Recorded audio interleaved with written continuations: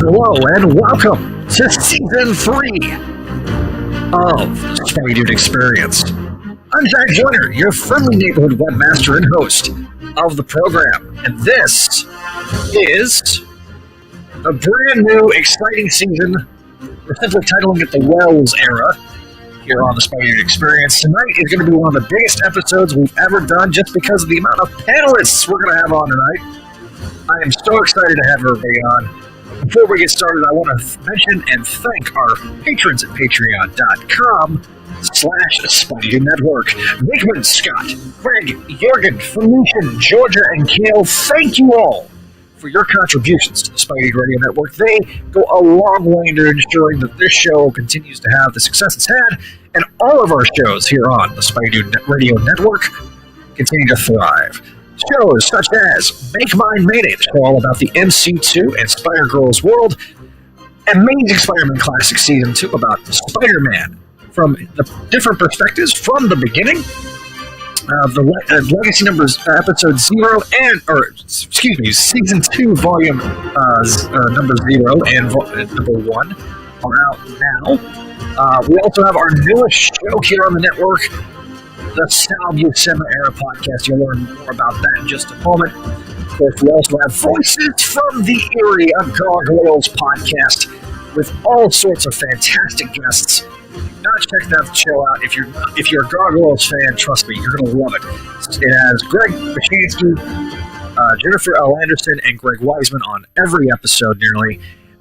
And it's just so great. Speaking of Greg Weisman and Greg Bashansky, we've also got our show Spectacular Radio, all about the Spectacular Spider-Man cartoon. So, with that, we'll get started with our show here on the Spideydude Radio Network. Spideydude Experience Episode 01 of Season 3. So, welcome to the episode. We got a big panel here on. Oh, my sound is gnarly. Okay, is it better now? Hopefully, yes. Okay. Mr. Comics in our chat says I forgot to mention CSC. We got the final episode of CSC coming out soon. Speaking of awesome people, we got Neil Bogenreiter. Neil, the host of Bogenreiter Variety Hour, but also something we're going to be talking about later.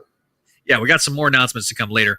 Next up, we've got Chris. Who I didn't prepare a graphic for. It's okay. Hello, Chris. Hey. Chris is our host of the Salby Sema Era Spectacular Spider-Man show. So, hello, Chris. Welcome to the show. What is up? Also, hello, Matt. Welcome to the show. Hello, and Mr. Comics. Next up, we have the host of Voices from the Eerie, a Gargoyles podcast, and Spectacular Radio, Greg XB. Great recording with Keith David tonight. Yeah, you recorded with... When are we going to hear that one? June 29th. June 29th? Or the 24th, yeah. Or the 24th. Let me double check. The only show we have an ETA on. 24th, yes. June 24th. Well, we've plotted out the schedule for the rest of the year, assuming everything keeps going well, knock on wood. Next up, he is the host of the Comics Binge YouTube channel. I am so excited to be part of his Spider-Man Council. If you've not checked that episode out, it's really a lot of fun. He is P-Thug himself, yes. Paul Herman. Hello. I'm about to bring you guys all back to the 90s. Anybody ring a bell? Man. Oh, man! I remember the time they tried to relaunch that before COVID. That was not a good time. There's a graphic novel I need to buy because the Daily Bugle stuff. I haven't read this. I've only read this issue when I was like Neil's age, probably. I don't know, but no, I was kidding. I was way younger than you, Neil. But anyway, but this thing is interesting. I've just been messing with my thing here. I'm just going, for these issues. This is very 90s. Very 90s. Very 90s. So, anyway, thank you. Finally. Our final participant, at least in the initial intro, Javi will be on later from Amazing Spider-Man Classics. But we have Adam, Volume 6, Number 1. Hello, Adam. He's the article. Hey, yeah, it was a wild weekend, and I must have nuked the timeline or something because now all of a sudden I've been rebooted. So it's supposed to be legacy numbering 31, but I'm back to number 1 too. I don't know what happened. You've been relaunched for sales hype. Probably, I don't know. So we've got a lot to talk about today. To start off, we're going to talk about a movie that everyone has seen that's taken the world by storm. It's the highest grossing movie of all time with a 240% on Rotten Tomatoes. Morbius the Living Vampire, starring Jared Leto. I just gotta say, Zach, you wanted to give your thoughts on this issue, and we'll lead into what Chris has to say afterwards. But Zach, you saw Morbius this weekend. How did you feel about it? I can tell you, first of all, if my wife was in this room right now, she absolutely, positively, completely, and utterly hated it. It was horrendously bad for her. For me, it was the most 2005 comic book movie that I've seen since 2005. Does that include X-Men 3? That it was very X-Men 3 like for me. It was very, very frustrating. See, the thing is that because of the scheduling of the book, we had intended on starting our third season sooner and having a couple of issues out, but because of the shipping kind of becoming wonky, and I say wonky, it's coming out like monthly for the next few months. What a shock after it being basically weekly. But Morbius was so mediocrely bad. There's a reason this was pushed 7 times. We speculated it, on the show, but it was very, very just the fact that I paid money to watch it was pretty hard. Greg, I did it honestly, truly, and really. I wasn't going to watch it in theaters, but then I haven't seen it. I'm not going to go see it, but again, another plug for my podcast. We had a guest on who happened to also be one of the animators on Morbius, as well as Spider-Man No Way Home. And if you want to hear some of his very candid opinions on how the movie turned out, tune in on June 10th for Voices from the Eyrie, Her Brother's Keeper, with animator Roy Sato. Yeah, so there's that to look forward to. I'm just going to say this. I watched it for Kevin, and Kevin, you're going to eventually. Matt in the chat's asking what esteemed Spideydude veteran Kevin Cushing thought of this movie. You know what? As a matter of fact, I have it on a text message. Oh boy! Actually, listen, I had to reach out to Kevin because I was like, okay.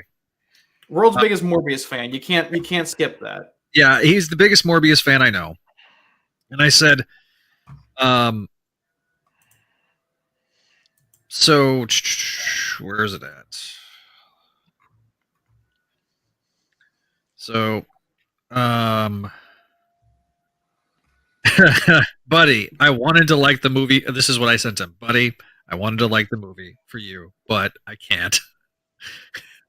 He goes, okay. I enjoyed it. Didn't see what everyone's big problem is. That's all I care for. If you, the Morbius fan, enjoyed it, then my opinion doesn't matter. He enjoyed it as a Morbius fan, so that is what what Kevin Cushing thought. I didn't think it was. And I said to him, I'm glad he liked it, because the world's biggest Morbius fan should enjoy finally getting a Morbius movie, even if I have a different opinion. There's no reason to. Now, his sentiments on Ben Reilly are very similar to mine. And so, he has opinions on Ben Reilly.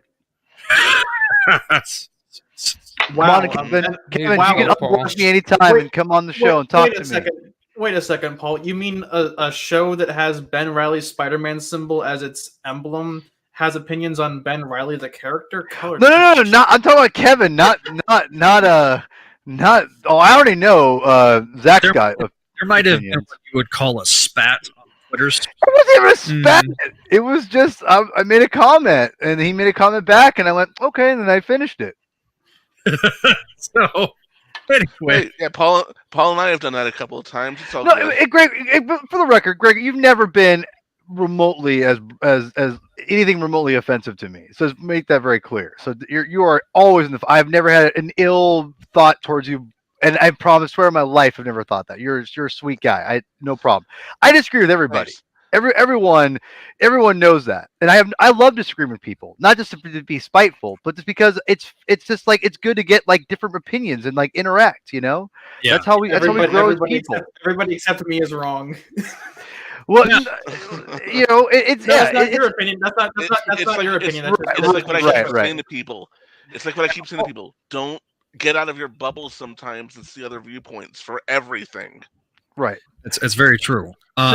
But that being said, sorry.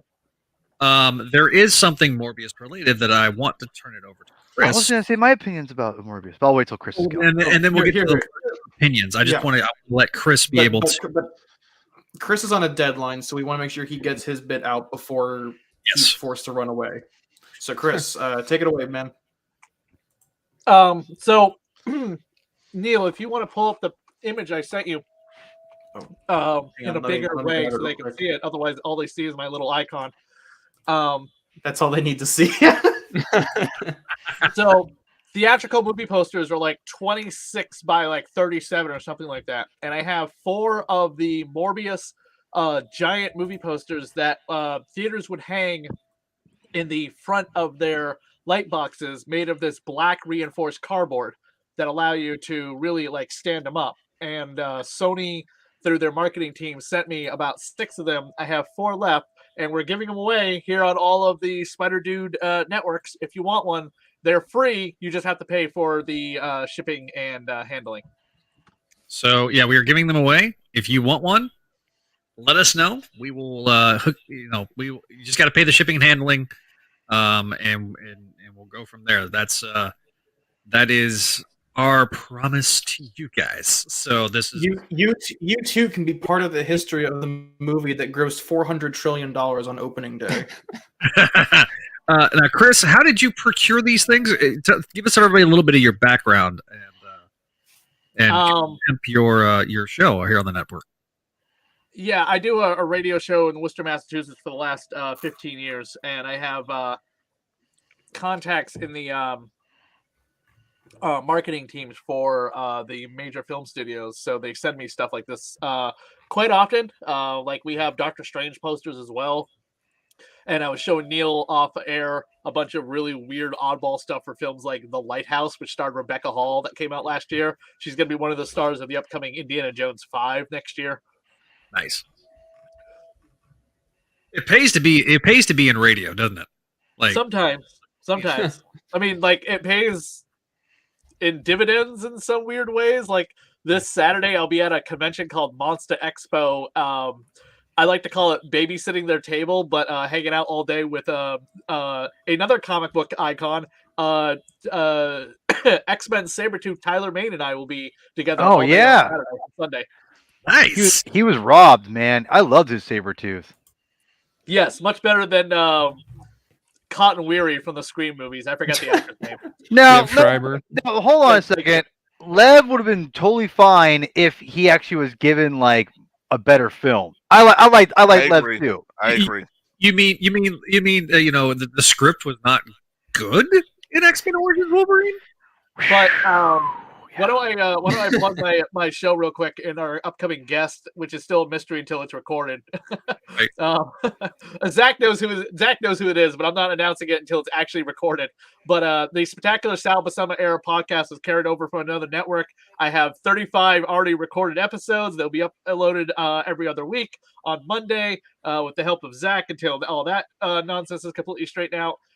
We've got a pretty decent guest coming on from the book that Sal Buscema did. This is during his time and era of the Spectacular Spider-Man, issue like 134 all the way till basically the Clone Saga. Once I hit the Clone Saga, I'm done because there's a whole other fucking show you can listen to that covers the Clone Saga. Yeah, that's fair. So I'm not doing it past. I think I'm not doing it past the Scorpion story leading into the Clone Saga. So I think Spec 215 is the final issue. I think Sal wrapped on Spec around 215. Is that No. is Right. that knowledge correct? No, he went a little further in, or 215, right? No, he wrapped 230. He had wrapped after the death of Aunt May. Yeah, he wrapped up. His final issue was Spec 237. Oh, okay. Middle of the Lizard arc with Ben Reilly that Todd Dezago wrote. Yeah, the one with the dinosaur man, right? Yeah, it was a dinosaur lizard. Yeah. Right. Okay. The Yeah, retcon. just before the. And that Lizard wasn't by story, Zeb yeah. Wells. Yeah, Peter was like dying in bed, and he dies for an issue, and then he comes back the next issue. After Yeah, the that- chat. Yeah, that whole story where Peter Parker died for literally 5 minutes. Like literally, he was dead for a week. That's how long he was dead. Right, and Mary Jane crying in Ben Reilly's arms, whereas like the last storyline Beyond, she's like, how dare you? You want to take his life away? Yeah. So we've got the Sal Buscema era podcast. It was on another podcast network. We're bringing it back. We're going to, for these next few months, we're going to re-release all the episodes. So if you've never heard before, Zach's on an episode. Kelly from Mayday Podcast is on an episode. We've got other podcasters on episodes with us.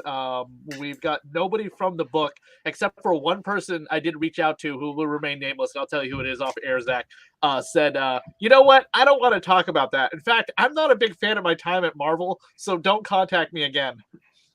Oh, whoa! damn. Oh snap! And I'll tell you who that is off air, Zach. Yeah, Nick Spencer. No. I understood that reference. They wouldn't let me keep recycling spec pages. I'm out of here. But the person who is coming on, who I am recording with this Sunday, he seems very happy and chipper to talk about his entire, his entire time working on that entire era of the late '80s, early '90s. Yeah. Let's just say he was pitched a lot of stories, including the Clone Saga. That's all and it's not DeFalco. Right. And we'll have JMD Mateus back on my show. He came on my radio show a while back to talk about, actually, what's funny enough, he came on to talk about the exact same thing he's going to talk about on the Sal Buscema era podcast, which was like his darker take on a lot of stories, including Kraven's Last Hunt and The Child Within, which we get into a deep dive on The Child Within and all of its really icky stuff. Yeah, like I say, I've known Chris for we've known each other probably a decade or more through Crawl Space, I think, and so yeah, 4 or 5 years. Yeah, it seems like a decade, Chris. Back when you came on to talk about the horrors of Spider-Man, I was doing a whole horror block of shows involving Superman, Batman, and Spider-Man. And the Superman show, I got Mike Carlin to come on for, which is very hard to do because he's all wrapped up in DC, like, don't talk to anybody kind of, red tape. Yeah, was that the one that I did the Malcolm McDowell impression? Yes. Yes. That might have been, but you weren't on with Carlin. You were on with, like, the spider thing. Yeah, it was just you and me, I think, on that one. Right. Carlin and I talked about, like, all sorts of supernatural things Superman has fought, and it was like on the cusp of the anniversary of the death of Superman. And what was the other thing we talked about? Oh, how hot Satana was. She's a villain of Superman's. Not Satana, Blaze. Sorry. Please, yeah. Who I always keep saying that I would love if, and I've messaged the actress this saying that you need to get your agent on to get you on Superman and Lois, because I think you'd be the perfect casting for Blaze, and that's Julia Landau. She has a Cheshire cat-like smile, like the way Blaze does, and Right. I would love it if Priscilla they from brought in Buffy. some demonic supernatural stuff on Superman and Lois once they're done with the Bizarro storyline. Nice. Wasn't she Drusilla on Buffy the Vampire Slayer? Yes, she was Drusilla. Yes. I don't know Yeah, there you why, go. but every time you mentioned Blade, I thought of Volcana. Speaking of Superman-related stuff, you can check out She was voiced by Ross from Frasier. Yes, definitely. But hey, I gotta go. But if anyone wants a copy of this amazing Morbius poster, you can message the network or message me directly at thatradioofhorror@gmail.com. Anyone and everyone from the network is invited on the show once we start hitting episodes we haven't recorded yet. The next episode that is supposed to be recorded is the 3-part Outlaws Avengers crossover. Oh, nice. Ooh. But that won't be for probably about 3 or 4 months. But More. hey, Chris, nice to finally meet you. I know we've talked a little bit on the group chat, so it's nice Yes, to put a definitely. Oh, I face. love your spinner rack or whatever the hell that is. That comic book rack. It's Yes, definitely a by the way, spinner I was rack. a big Baltimore Orioles fan when Cal Ripken Jr. was their shortstop. There's a history behind this hat. I'm not real an Orioles fan, but I like baseball. But I have a story. But anyway, but That's I fine. wear it That's for fine. reason. I will catch you all guys later. Really? Maybe on the next live episode, I can stay on longer. All right, thanks, Yeah. Chris. Yep. Bye. See ya. Just call him Kurt. Say I- Chris. Maybe I Oh, maybe I I thought accident. you said Kurt. I might have by accident. I don't know. No, I thought Kurt. Zach said that. Kurt Wagner, But- the But amazing anyway, nature Paul, brother. have you talked with Chi-Town? He's a huge White Sox fan. You guys should. I want to get you guys into a pit together. and Does see Shai what if he get comes out referenced in first. today's issue? What? I read today's issue. Did He's Chi-Town Oh, get we'll referenced? talk about that in a minute. But since we're transitioning to announcements, since we're on the announcements track, Yeah. Go ahead. And then I'm going to let we're what? going to finish with Morbius thoughts after that.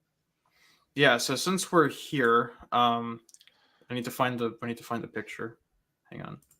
Here we go. So on Patreon, I made a post detailing our roadmap for releases that were coming out, and among them was a podcast that I'm doing that is early patrons available called Books of X. It will be covering the Krakoan era of X-Men, Jonathan Hickman's celebrated yet controversial run on X-Men and the spin-off books around it.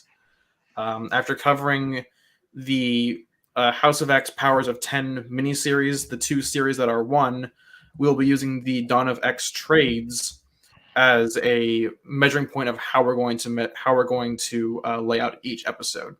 Season 1 will take place within Dawn of X. Season 2 will be Reign of X, and Season 3 will be Destiny of X, assuming we get around to that point. I'll have my own hand-picked crew. Some people from here might be on, some might not be, but the idea is to get like a full-rounded panel to talk about their thoughts on each issue.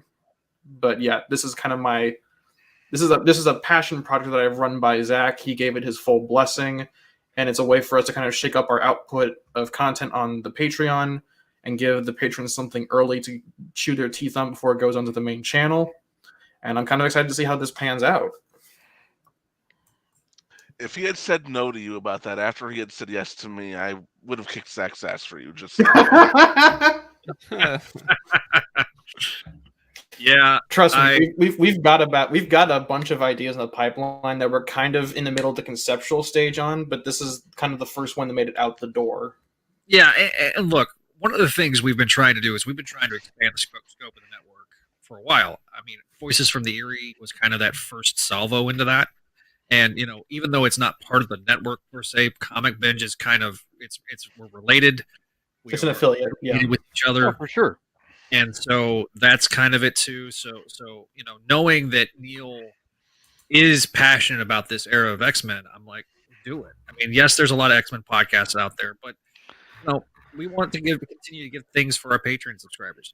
Speaking of, May 3rd, it will be audio only, but if you want to see the video of me and Gerard from formerly of Spectacular Radio, Clone Saga Chronicles, Mayday Mondays, talking about the first Raimi film, we do a commentary talking about it. So that'll be released May 3rd as a special audio edition. It'll be on this channel or on the audio channel of this show available. The video version will be available exclusively, though, on our patrons for our patrons at patreon.com/. We recommend having watching the film alongside it for that kind of extra. Yeah, no. The whole point of it is, we give you a countdown. We start the film, and we kind of just talk while we're watching the film. A lot of good conversations, especially Gerard's perspective, given that he was living in New York during 9/11. And its impact. There's a lot of, you might have heard, if you've not heard, you heard my thoughts on during the No Way Home special. Where I talk about it being a cultural touchstone, and it's very much the same thing. So I am definitely We definitely have a lot of fun.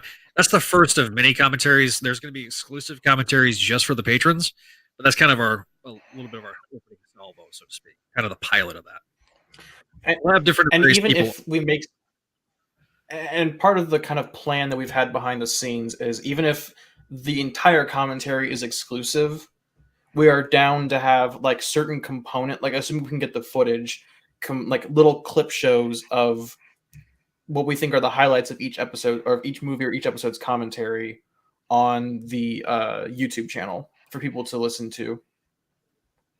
I don't know why Zach's looking off like he's like concerned, like he just set off like a tactical nuke or something. I do copy. Oh, okay.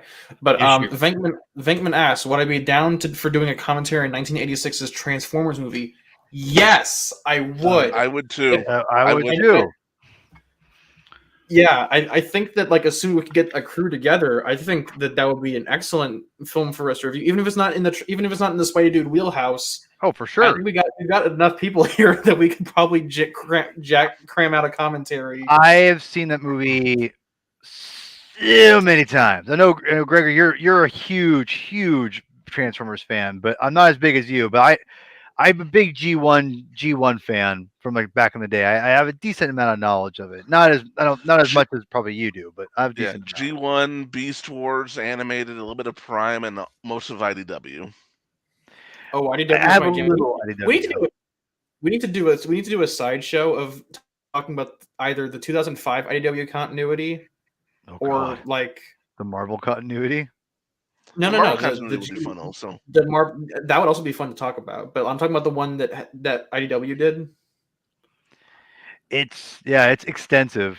I started it. It was cool. It's so much though. So much.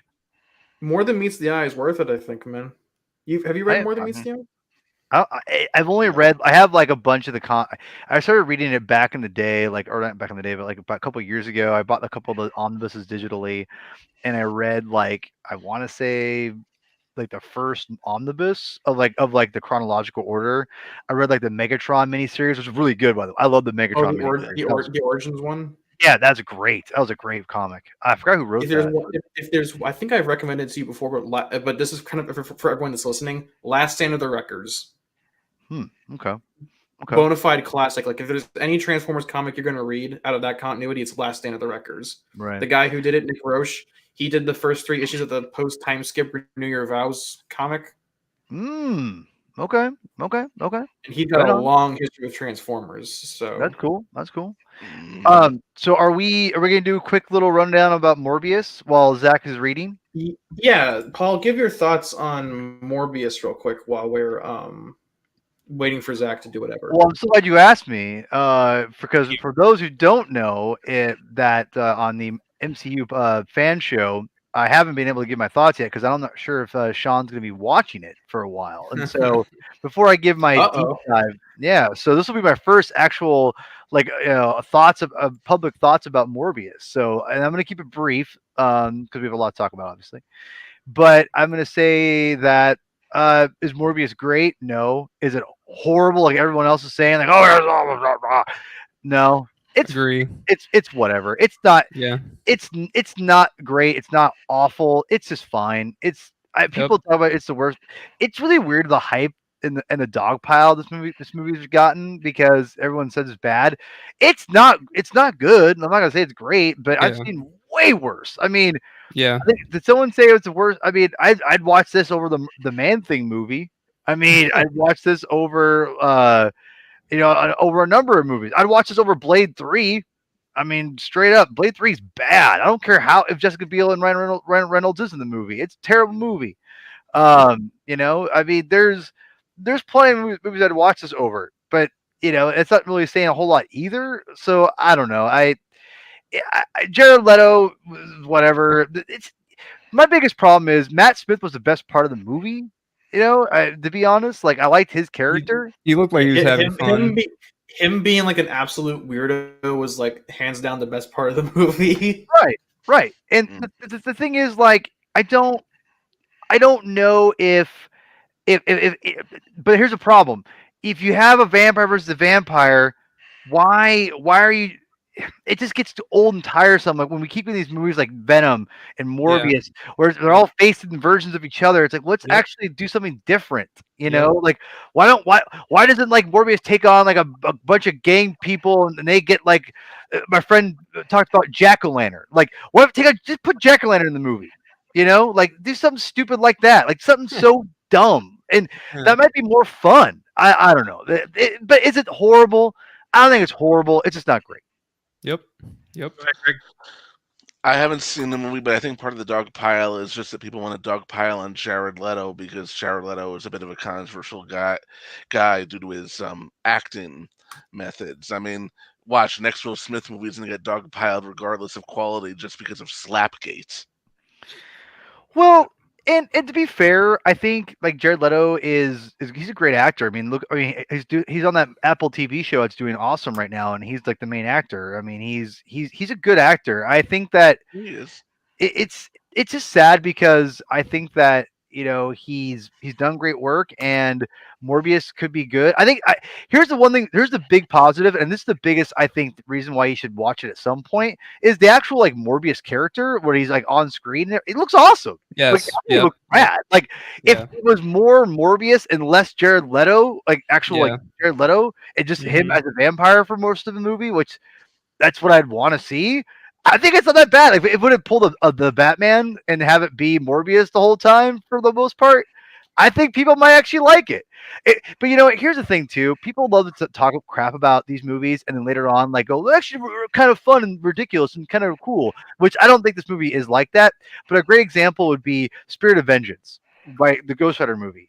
Everyone talked so much crap about that movie, and I remember when it came out, I was on a podcast back in which Marvel's fan show was originally Modern Myth Media, and it was following up after Green Lantern came out, and I'll never forget I was the only person on that panel that said, you know what, because everyone like wanted to like Green Lantern, and I said, dude, Spirit of Vengeance is a way better movie than Green Lantern. That movie's amazing. Like I loved that Ghost Rider. It's a terrible movie, or it's not terrible. It's a grindhouse movie as with Ghost Rider.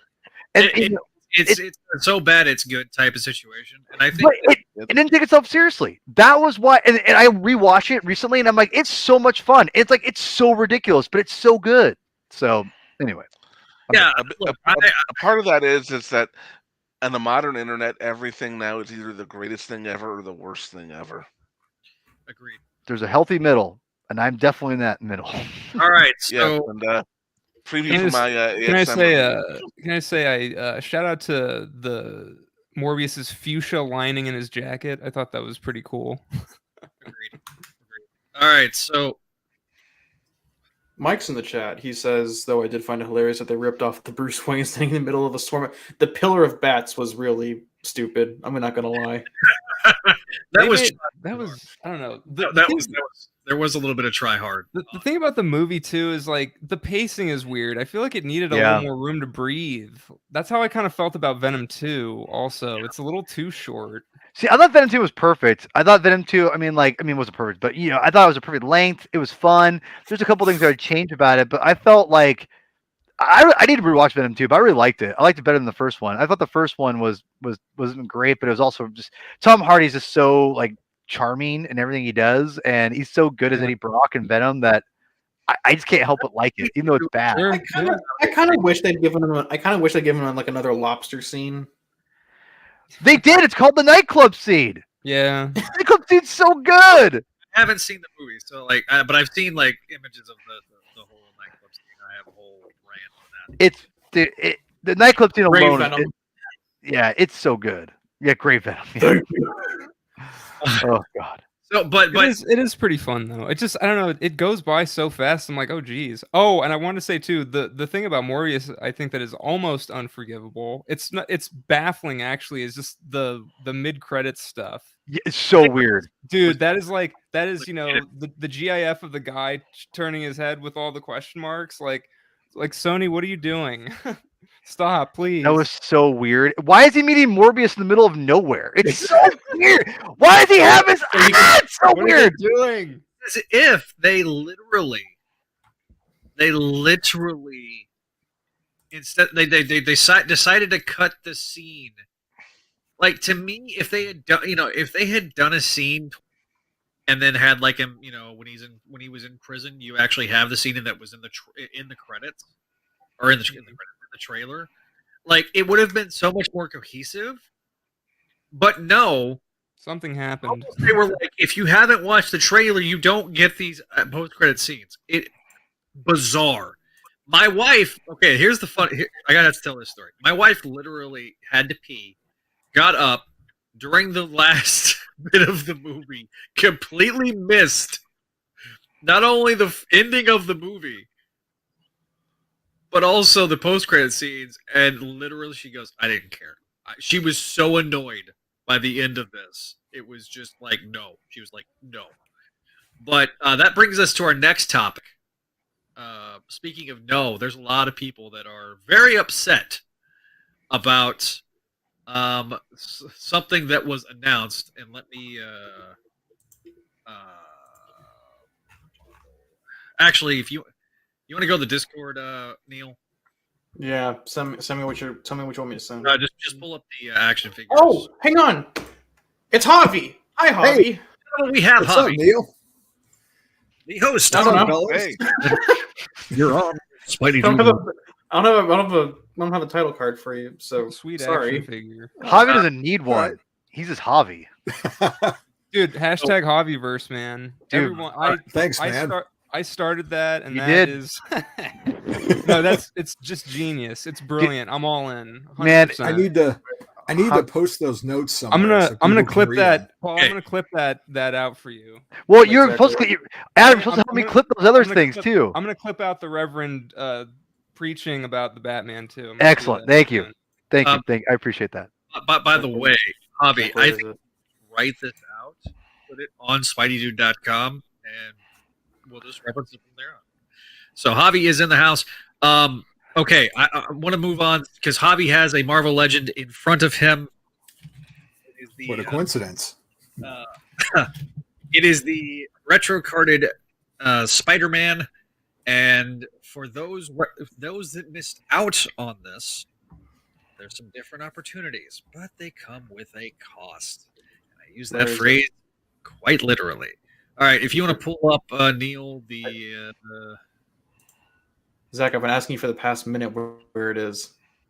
just go to I literally going to tell you to just pull Just it up. say what it is.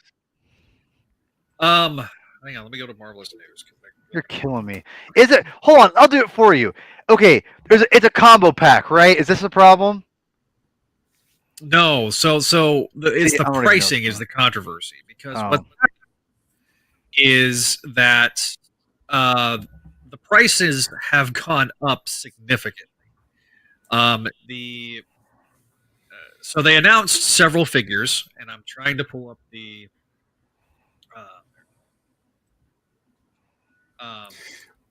What's raising the price? Is it the plastic? Is it the new packaging? I think it's a cost of supply, shipping crisis.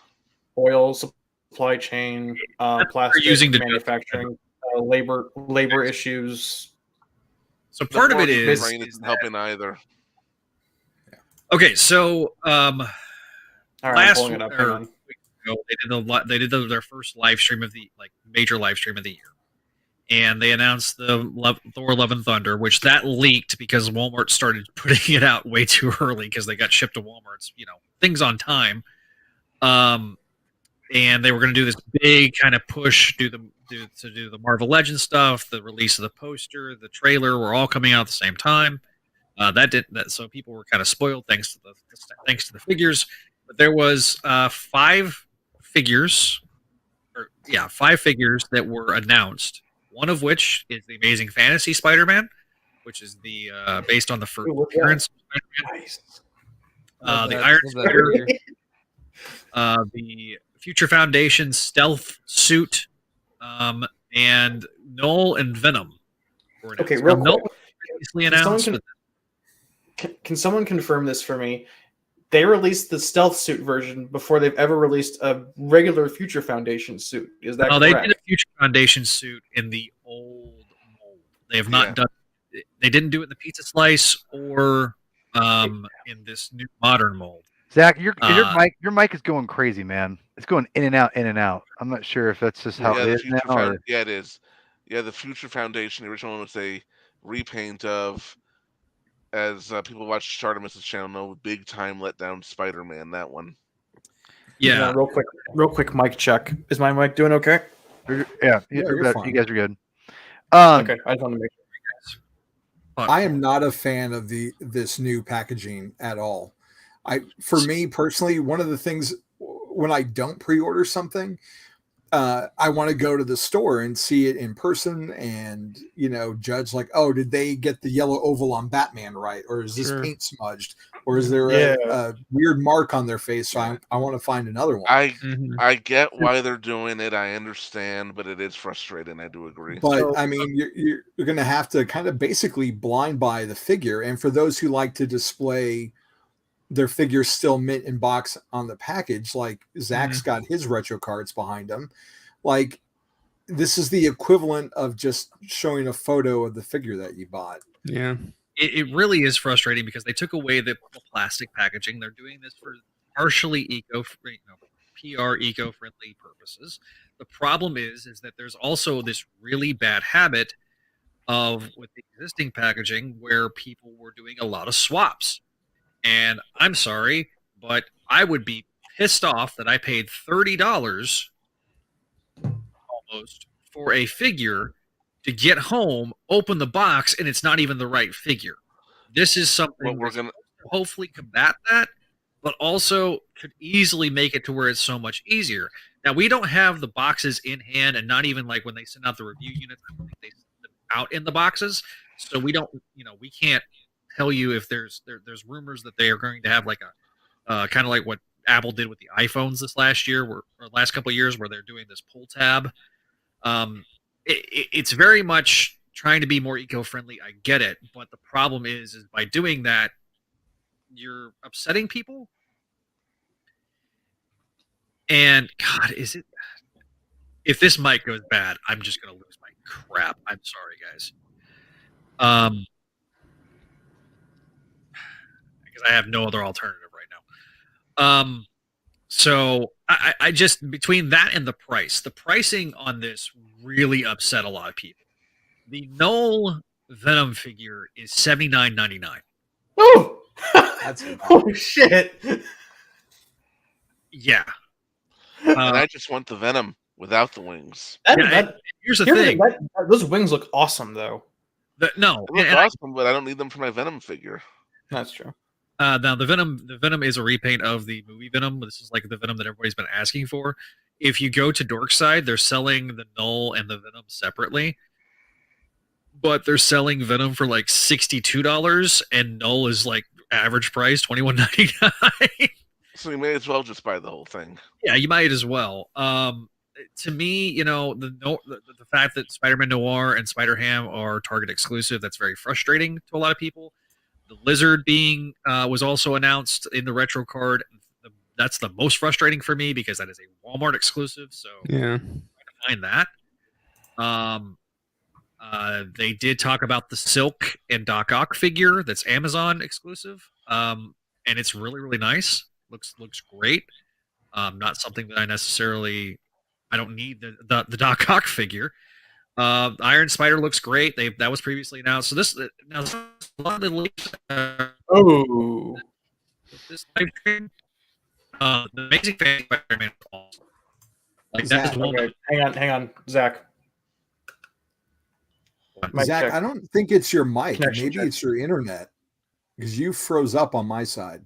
Yeah, you did. Zach, reset your modem real quick because that was a problem that we had on Wednesday when we were test prep, or not on Wednesday, Monday, I think, when we were doing testing. All right. Try and reset. Yeah, and we'll talk. Yeah, we'll talk more about it in just a second. All right, I'll be right back, guys. Yeah, because when Zach and I were doing testing on Monday for graphics, his entire thing just crapped out. So I'm thinking that this is a connection issue. So, Greg, I know you collect a lot of Transformers stuff. You collect a lot of Marvel Legends. Have you dipped into Mafex at all? I've got a couple. They're so expensive though that am picking and choosing. I've got the Mayfex Spider-Man, the comic Spider-Man that came out a few years ago. He's swinging from a ceiling, carrying the Marvel Legends Stan Lee a la ASM 15's cover. Nice. What do you think? What do you think of this? I've What do you also think of got, this Wild Rider figure? I think it looks good. I'm looking forward to collecting the Stunticons. I think Motor Master looks even better, but that looks good. I'm trying to remember who And, the Stunticons combine into. I'm- It's not Menasor. Menasor, is it? Oh, it is Yes, Menasor. it is. Do the Legacy figures combine into Menasor, or is that just going to Yes, be they a? do. Oh, hell yeah! What's Wild Rider from? I'm not familiar. He's a G1 Transformers. transformer that combines with their Stunticons into Menasor. Okay. I think he was a late season 2 combiner Yeah. of Yeah, G1. Okay, that's kind of like right when I Yeah, was like but getting out of it. Then Yeah. Yeah, but I do have that Mayfex Spider-Man, and I pre-ordered the Mayfex Magneto, not the Age of Apocalypse one, the 616 one. the Jim Lee looking one.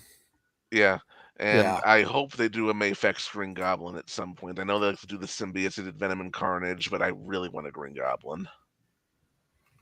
Javi, we were talking about it earlier, and at least Paul, Greg, and I are considering doing through Venkman's suggestion, a commentary on the 1986 Transformers movie. We were I'd wondering. love to do I was going to ask if you were interested. Yeah. I'm a little ticked off that I upgraded my DVD to the Blu-ray, and then like 3 months later they announced the 4K. I'm like, well, I just bought it. So, but yeah, no, I'd love to do that. I've owned that yeah. movie in every format: VHS, Canadian VHS cool. with the swear word in it, then the DVD, then the 25th anniversary DVD, then the Blu-ray, and then the 4K. I got like my toy props ready to go too. Oh, hell Okay, yeah. question. Yeah. How do I sound? Is it better? Do I sound normal?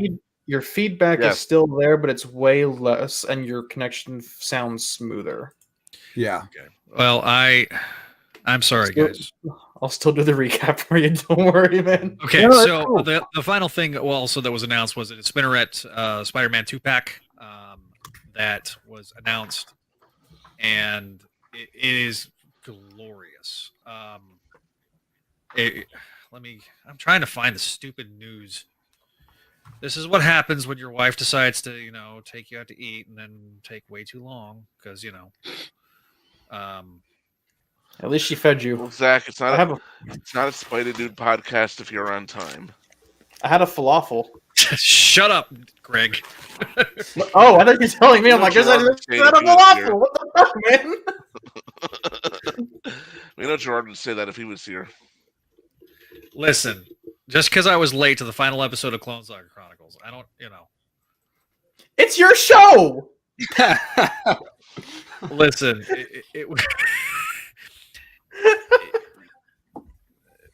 I know. Well, we I wanted know. you to be late. It sucks. Tradition. We wanted it. Yeah, I know. Okay, Oh God, someone liked one of the Voices from the Area tweets today. It was one of the happy birthday posts, but this person's username is "I will cut off Howard Stern's balls." What the hell? I don't know. Okay, that's a little extreme. And on that scintillating note, do we want to go do the thing? Well, I was trying to find the story about. We can talk while you're doing that. We can talk about the Johnny Depp and Amber Heard trial. No. I was bringing up you're opening a can of worms here, man. No. We're smarter than that. The Mayfex figures for comparison to the Marvel Legends, because at that price, depending on who your vendor is, that Marvel Legends is like half the price of a Mayfex. Yeah, and the quality level is a lot different. I mean, it's getting to that. I've got very few Mayfexes because it feels like you're not getting enough. I mean, when you're talking 3 figures for one action figure, that's that scale. Like that doesn't feel like enough. But depending on who you go with, like I've been using Ami recently and getting them delivered for like $70-$80, depending on who it is. Didn't someone recommend that to you, Javi? That was Tyler, Symbio Bro. Yeah. So I remember you talking about like getting a new provider. So yeah, I got Ben Riley through them. I got the second edition Batman Hush, and I've got the Symbiote Spider-Man on order. And I'm pulling it up. it's a lot cheaper than going through Big Bad or Amazon, where that gets marked up to like $120. Yeah. So okay, this is the full roundup. We have a 2-pack of. Did they fix Tom Holland's face? Let's Right, see. yeah. We got a 2-pack of Tom Holland and the CEO of Sex. Yeah, the CEO. What? Have you not seen that meme, Javi? No. There's a meme that like the actor who plays Ned/not Genki, they have a picture of him with like his head shades and like in a 3-piece tan suit, and he's called the CEO of Sex. Wow. So that is the Homecoming. It's straight out of Homecoming. Comes with a different. I'm not swap. buying it, but I like how they did the mask on Ned's head. Yeah, it's really good. But I didn't buy it. Or I didn't pre-order it. We got the Noir and Spider-Ham. That's a Target exclusive. The Amazing Fantasy 15, which already has a review out from Shardus Prime. If you haven't checked that out, check that out. Highly recommend that. There's also a review out of the MJ Peter 2-pack. That's really, really good. It comes with our. It's basically very similar to the Retro Wave Spider-Man, but it has toe articulation. When did they? And they fixed the neck. Yes, and they fixed the neck. And then we've got Toad, which is the rest of the 20th anniversary line. And then Lizard was announced, but he's not up for order yet. I've got a feeling that's probably going to be the whenever the Walmart Comic Con thing is going to be. That's probably when it's going to happen later on this year. Toad and Lizard. And I think we mentioned this on the last episode, but this silk mold is the first silk to ever have like the short hair that she had at the end of Robbie Thompson's run. Yes, and all new sculpt on the head sculpt. It's also pinless, so it's not as well. That's the same. That is the other thing about the 2-pack on the the Peter MJ 2-pack and the Amazing Fantasy 15 figure. Both are pinless joints. You're chopping again, Zach. You're chopping. He froze. Oh, there he is. I'm super excited for the Spinneret figure. I can't wait to get that. These are the first pinless. I don't know how I'm going to display it because I've got that head on the civilian MJ figure. They came back. Same. They came out a while back, but Javi, I can't wait for you to get into a bidding war for these things. And that Spidey figure just looks fantastic. A bidding war? Yeah, because apparently they're already sold out on Amazon for pre-orders. No, I already pre-ordered mine on Amazon. Oh, you already did? Yeah. Oh yeah. Like 1201, I was on there and I got the Amazing Fantasy 15. 2, one for me, one for Jack, but he doesn't know that yet. And then the 2-pack with MJ and he doesn't watch this Spidey. show. Dude, the 2-pack, I had to have the Iron Spider, the 2-pack, and the Amazing Fantasy. And I really wasn't going to do that until I saw it on the stream. Probably one of the best streams that they've done in years, by the way. Highly recommend. Yeah, definitely. And I am not displaying my Toad when I get him with that tongue. That thing's just unsettling. That's kind of the point, That's though. I know it is, but, you know. I mean, he's already going to go behind Mystique. I don't think he needs to have that tongue up behind Mystique. Or maybe he does. Okay, so... Just put Destiny in between her and Toad, and you'll be fine. All right, so Hasbro, make us a Destiny. Justin, I'm not going to comment. I see what you're. I don't want to comment on a leak just because we've got people that are try to be averse to leaks and spoilers. So, out of respect for them, I'm not going to. We're not going to comment. We're not going to comment on those potential leaks just to maintain our good standing with all parties. Yeah, we don't want to get on Marvel's bad side, and I feel like that's a really good way of doing that. And we'd like to avoid that if we can. We aren't bleeding cool. We don't spoil things to ruin things. We don't spoil things to ruin people's excitement. So, anyways, is it that time, boys? I think it's that time. I think it's that time. We're way longer than I Overdue, expected. yeah. Okay, so we kind of came up with you weren't here, Javi, but just as a refresher to you and to the audience, what we're gonna do is I'm gonna do the recap. I don't know if Zach's gonna fix his modem or if he needs to still, but in the meantime, before we do our recap, or before after I do the recap, we're gonna go through grades. No real Opinion. no opinions, just straight grades, and then we're going to do 2-minute time brackets.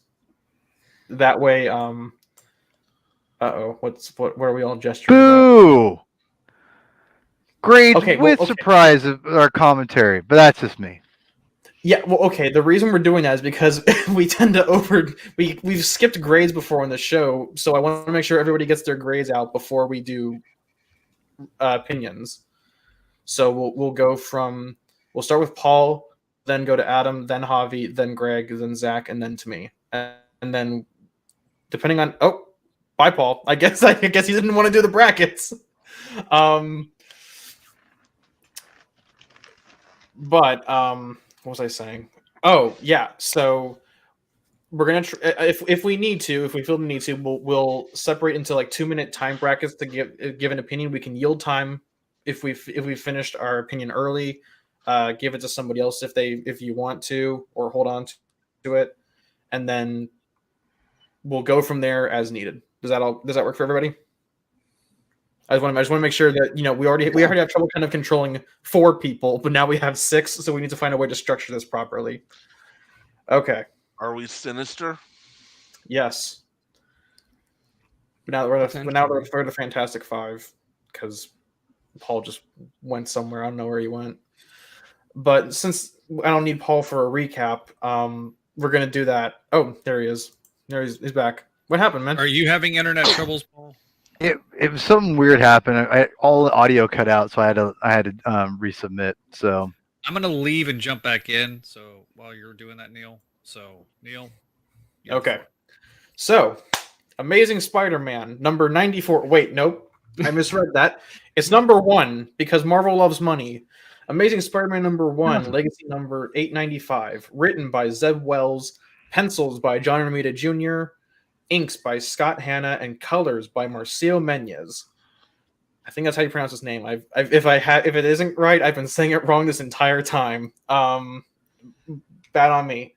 So outside of York, Pennsylvania, we open on Peter in a massive crater of purple smoke. And as the camera closes in on him, he's going, "Gah."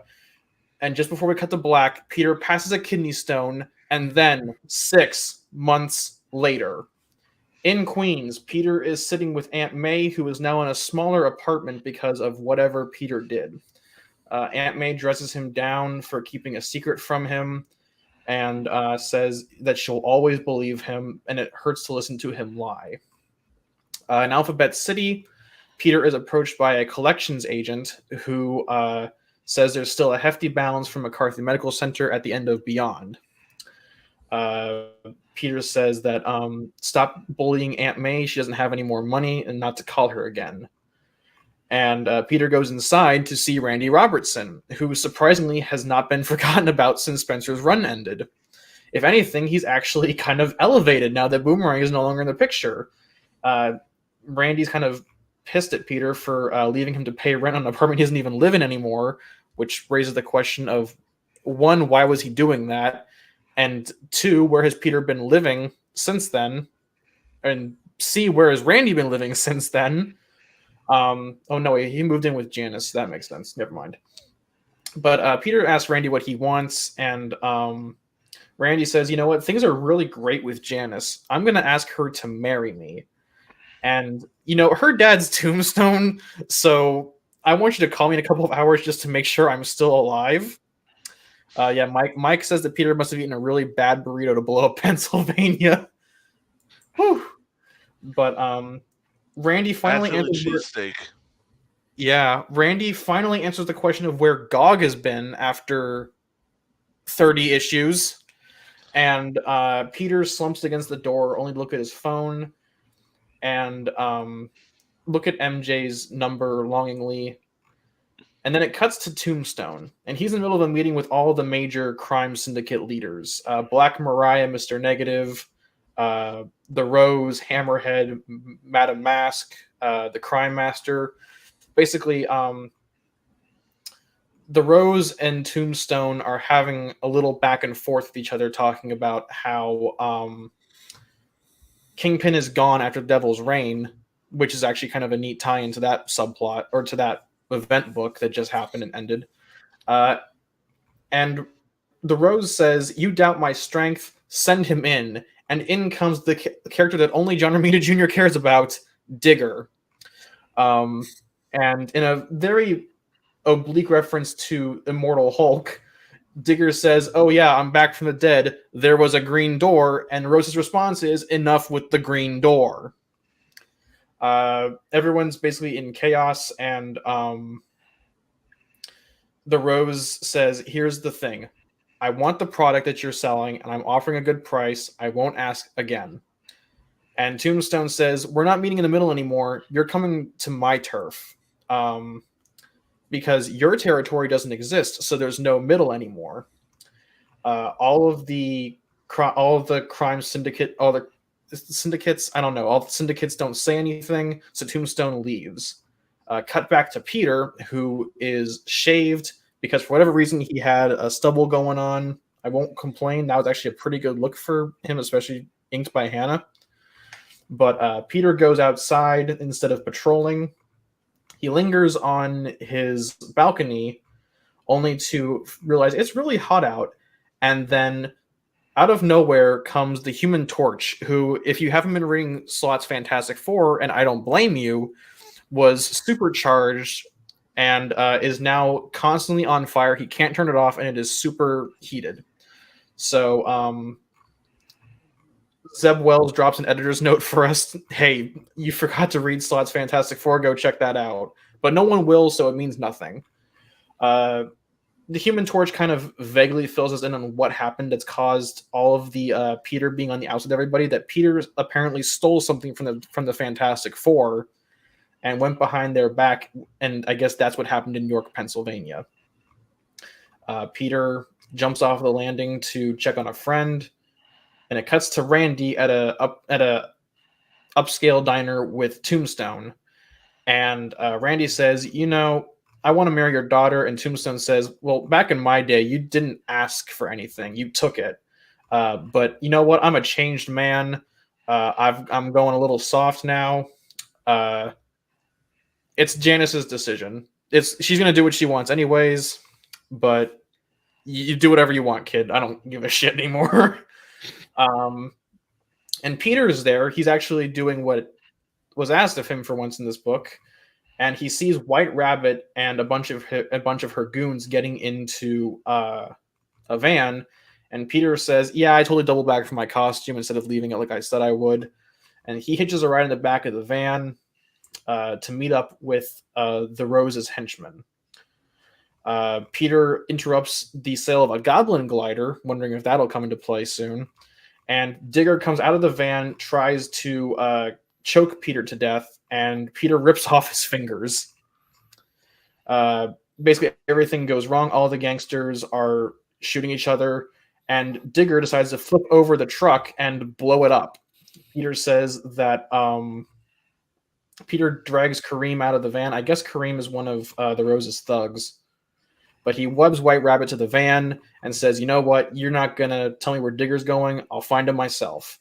4 hours later, Peter did not find him. Peter climbs onto his bed and gives MJ a call. Turns out that MJ is hiding in her closet. Peter tries to explain himself to her, and MJ says, "Don't call me again," as Peter kind of taps his phone against his head in, I guess, remorse. I don't know. Meanwhile, back in Harlem, Tombstone is relaxing with his cat. Just a nail in the Dr. Evil look. The cat has hair though, so it doesn't really do a 1-for-1 parallel. But Tombstone goes back inside after talking to someone about how Spider-Man's the major force right now in New York, only to sniff the air and his house goes up in flames. Digger's just like, "Yeah, the Rose, I meant to leave this rose, but oh well, I ate it. He leaves it on the ground and drives off. And Tombstone comes out of his house. He saved his cat, which I think is a pretty powerful move. And he looks pissed. 10:30 the next morning, Peter wakes up, basically skirts all of his responsibilities, doesn't go to his job interview, avoids a collections guy, eats breakfast for lunch, which is a power move on his end, and just kind of wanders around New York looking for something to do until at 5:30 he looks up to MJ's apartment, wishing he had a good reason to be there. Until he hears a voice saying, "You walk a lot, Parker," and it's Tombstone. Tombstone invites him into the limo and says that he's going to war with the Rose and Spider-Man because to him, this whole mess with the Rose is his fault. And Peter basically gives away that he's Spider-Man by saying, I've been talking to Spider-Man recently. He doesn't have a whole lot going on. He's going to love this. And Tombstone says probably the best line of this issue, "You're a weird dude, Parker. Get out of my car." And here's where everybody got their panties in a twist. Maybe justifiably, but it's that first issue, so everyone's going to get a little upset. Peter says, "I got a job after all. I got something to do with my life." He looks up at MJ's apartment one last time, walks away, and MJ's at the window. And as she turns away, she meets the Hallmark Channel movie actor that she's been seeing, named Paul. And he says that he can't hold him off any longer. 2 children come in, calling MJ mommy. Who look disturbingly like MJ and probably Peter, I guess. I don't know. Romita Jr. draws are kind of weird. And Paul offers to hand MJ the Stark pad to keep him distracted, and MJ says, "No, this is great. Everything is great."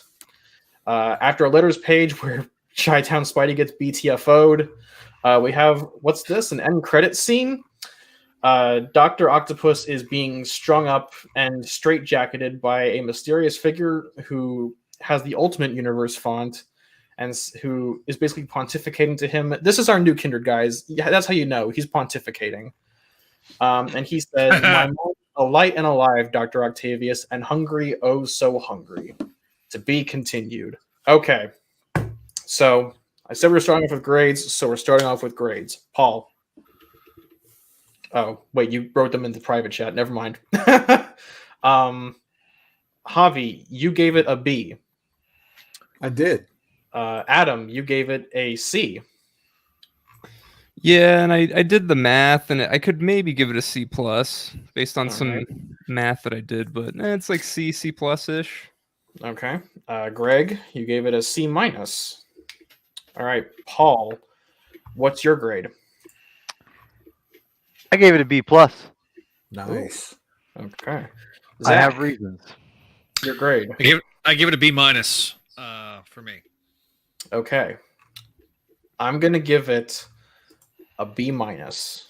Whoa. So it's a lot higher than I thought it was gonna be. I've had time to sit on it, and we'll talk about it a little bit. But I guess who wants to kind of start off the rotation? I'm gonna set. You know what? We'll be big boys. We'll only enforce the timer if we need it. So, do we want to start with pros and go to cons, or do we want to kind of? I don't want to separate them. I just want to let them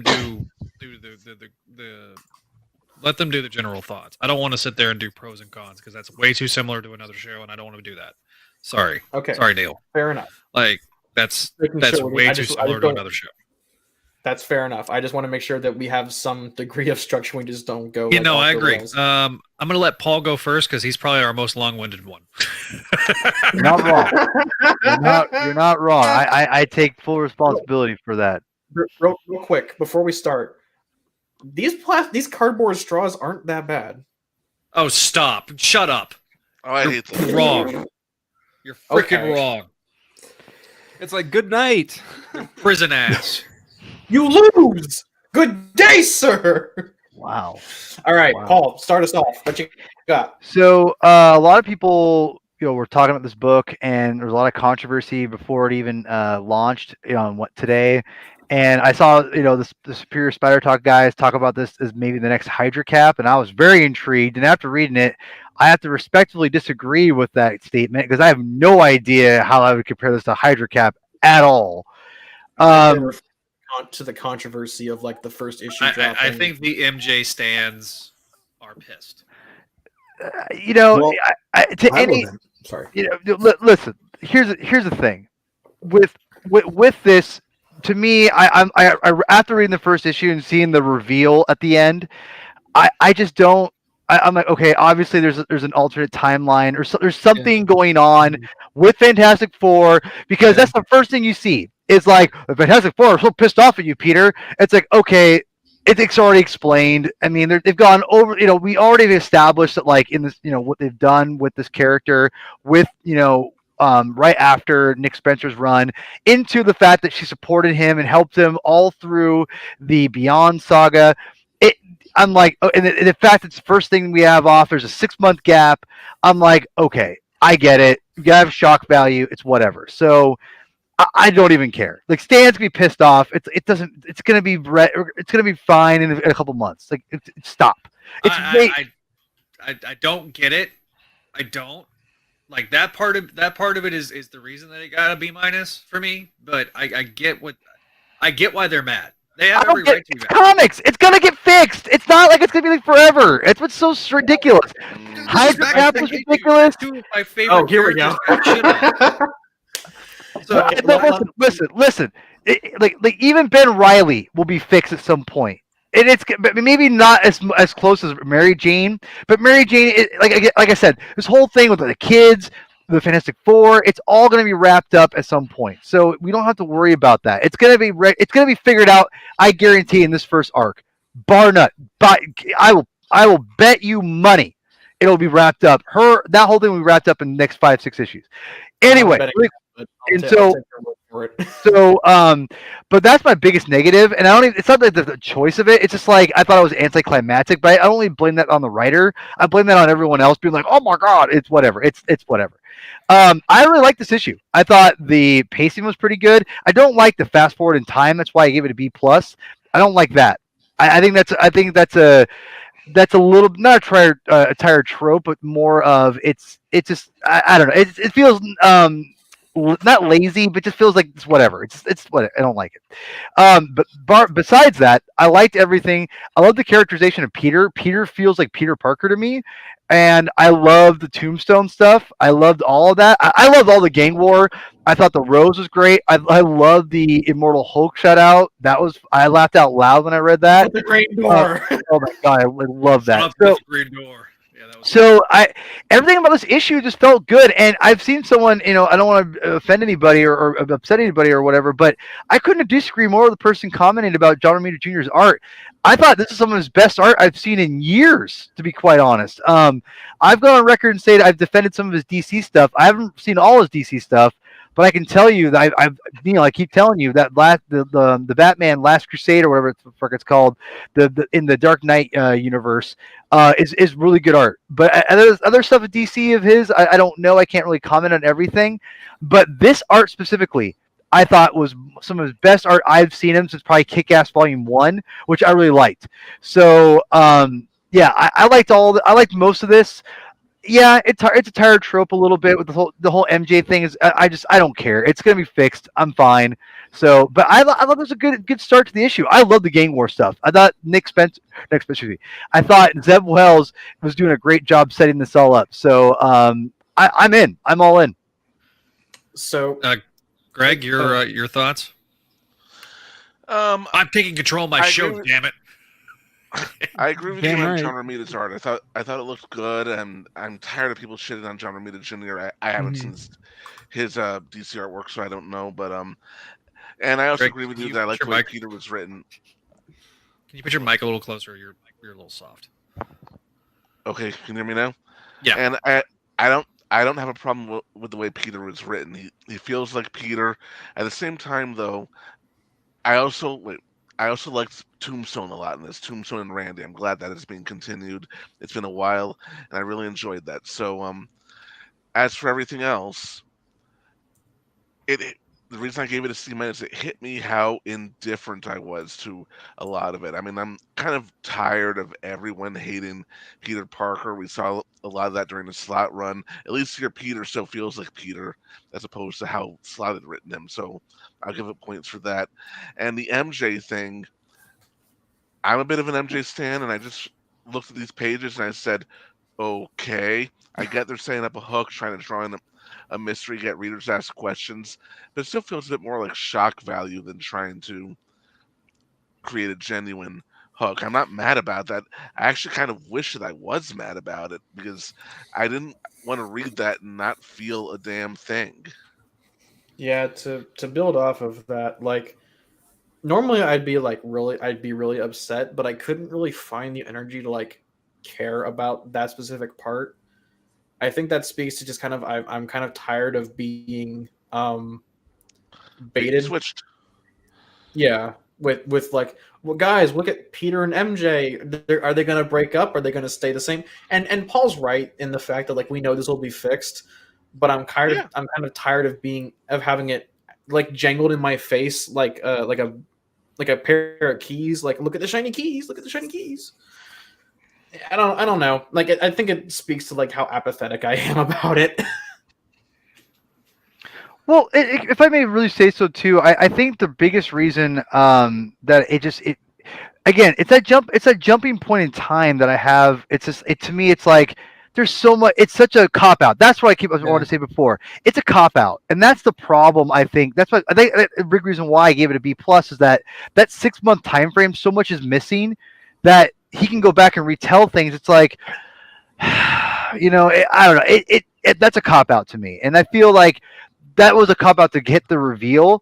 So there must be some reason that this reveal is. And what I will say is I do feel that this reveal of the kids and everything could also be foreshadow of Peter and MJ's relationship, and maybe foreshadowing maybe that whole idea of May that was hinted at later on, because you're bringing kid aspect back into the Spider-Man fold, which again, it keeps this trend theme has been going on now for a little bit. Maybe Beyond was a little blip there because Peter was sidelined for being sick, but with Nick Spencer and now this, there is that kid theme that is now connecting. So I do feel that's interesting, and where does that go? I don't know, but it's interesting nonetheless. But yeah, the whole 6-month thing is a cop out, and that's what I don't like.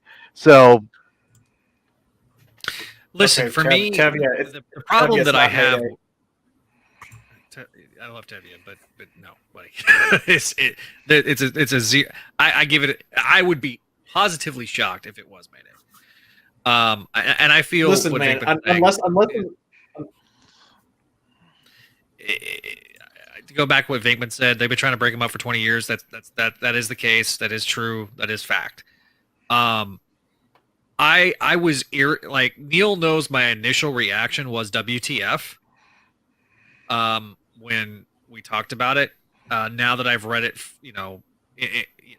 and I've taken the time to process it a little bit more, I did think it was particularly cruel of Nick Spencer to call out Pete, but Pete needed to be knocked down a few pegs considering how many letters pages he had. So I thought that was hilarious. Like, not necessarily, I feel kind of on one hand I feel kind of bad for Pete because he was just called out like on in 4K, but on the other hand, it was really funny watching like an editor. I mean, was he really though? I mean, we all know it because we're friends and we talk with him and all that.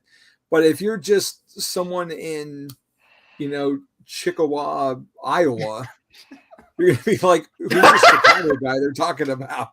Chickasaw, Iowa. That's a pretty you're not wrong. Because we're in a social circle with Peter. We've talked we to know him who it on is. We know who it is, but he didn't specifically say Chi-Town Spidey. He didn't. And if you were picking this book up as a number one, you're not going to know what he's talking about unless you've read the previous volume. Like literally, if you've read the entirety of the previous volume, you're not going to have any idea what he's referring to. It's just like a little brief aside. That's a wink, wink, nod, nod to Chi-Town and by proxy crawl space, I guess. I mean, I thought it was in playful fun. I don't think he. Yeah, it's in fun. Some people on the Discord were thinking he was taking a shot at him, but I don't. Mm-hmm. I didn't read it in that light at Now, all. I think he kind of felt both ways on it. I think because I did have a conversation with him about it. Oh, you did. But because to be frank, the issue was leaked, and people had sent him messages about it prior to this past week. Yeah. Obviously. Can you guys hear me? Yeah. Okay, I think there might just be a delay. But the best part of this issue was the story time where someone said, Are they seriously going after Chi-Town Spidey on the crawl space? And the reply to that was who? Yeah.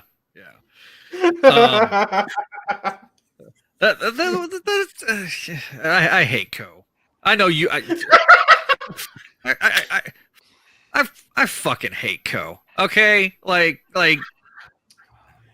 they just piss me off. I'm so lost. Co is so basically someone posted the entire issue on 4chan, and one of the replies to the letters page on that thread was, did they seriously just go after Chi-Town Spidey in the crawl space? And the reply to that post was who? Yeah.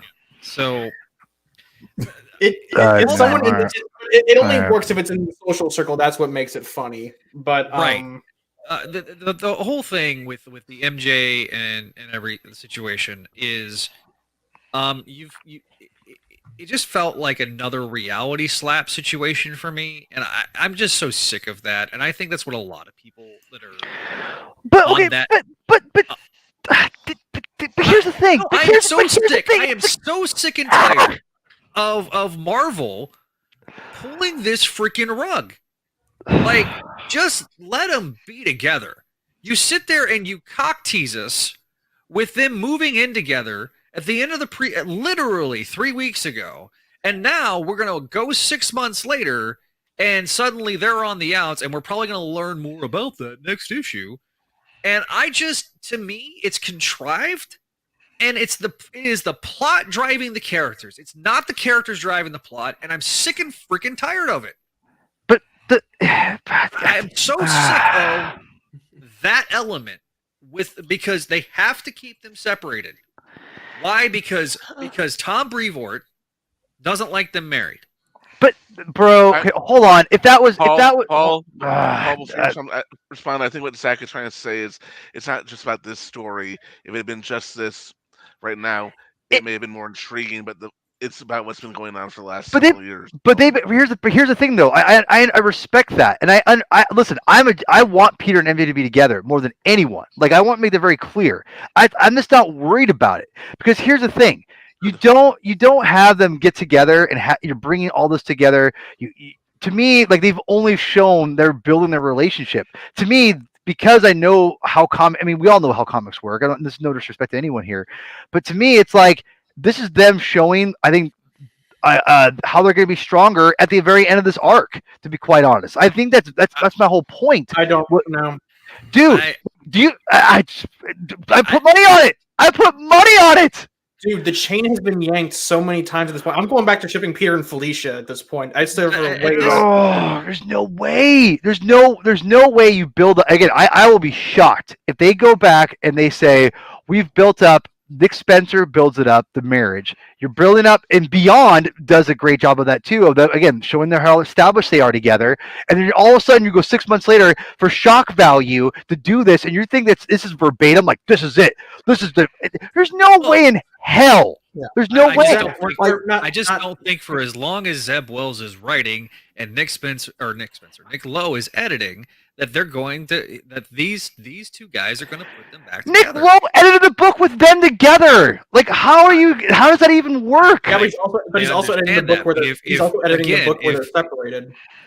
If Nick Lowe, or if not specifically Nick Lowe, but if Zeb Wells doesn't want to write them together and is going to put her off to the side for the duration of his time on Spider-Man, because he wants to write Spider-Man his way, then Nick Lowe's not going to, he's not going to force the issue. I just think that that's and you're kind of making my point, Paul. How? In a different way. They spent so much time in the previous volume building this out, rebuilding that relationship, and increasing the bond between the two to where it was borderline unshakable. And now you're going to have this dude show up for 6 months channel movie and put a wedge between the two. Whoa, hold on there, and cowboy. and again, by putting us in the middle of the story, instead, I think I probably would have been more okay with it had there been a gradual build up. Zach, instead of us is jumping the gun right now on Paul, and not this Paul. Oh. Like there is nothing in that comic that says he's her boyfriend, her new husband, her best friend, just a friend from college. Like, we know nothing about this guy other than his name is Paul. To be fair, though, he could be Christie's like husband. To be fair, though, we are operating under context clues, and granted, that is on us for operating on the context clues that, like, MJ's in the apartment with this guy who's going to show her the miracle hiding in the apartment in Ohio. But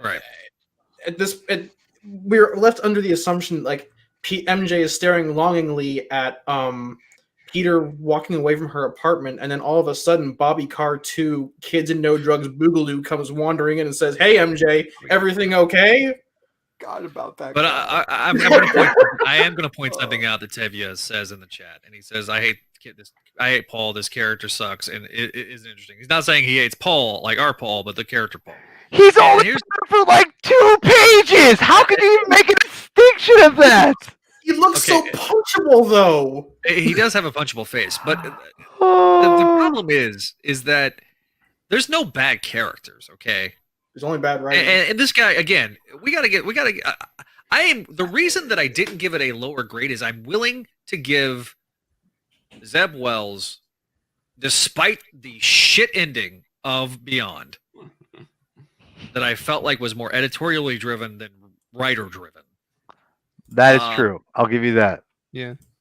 I'm willing to give Zeb Wells the benefit of the doubt, but in the back of my mind, this is still the guy that wrote Shed. And I'm sorry, Nick Lowe. I know what you wrote on Twitter, and I completely fucking disagree with the fact that Shed is an all-time classic. Okay? It's bad, it's ass, it's terrible, it's antithetical to the characters that were involved, and it is one of the worst Spider-Man stories of all time. Not one of the best. I know that CBR likes to blow that thing up, but it's. I really want to add in something about this whole thing, because we all want to dogpile on the Mary Jane aspect, like we're the tales of the Mary, But here's the thing too. You also got to look about Peter and Aunt May's relationship at the very beginning of the comic book. They establish right there that's off. And then all of a sudden, Peter, everything's off in Peter's life, and then Mary Jane's an extension of that.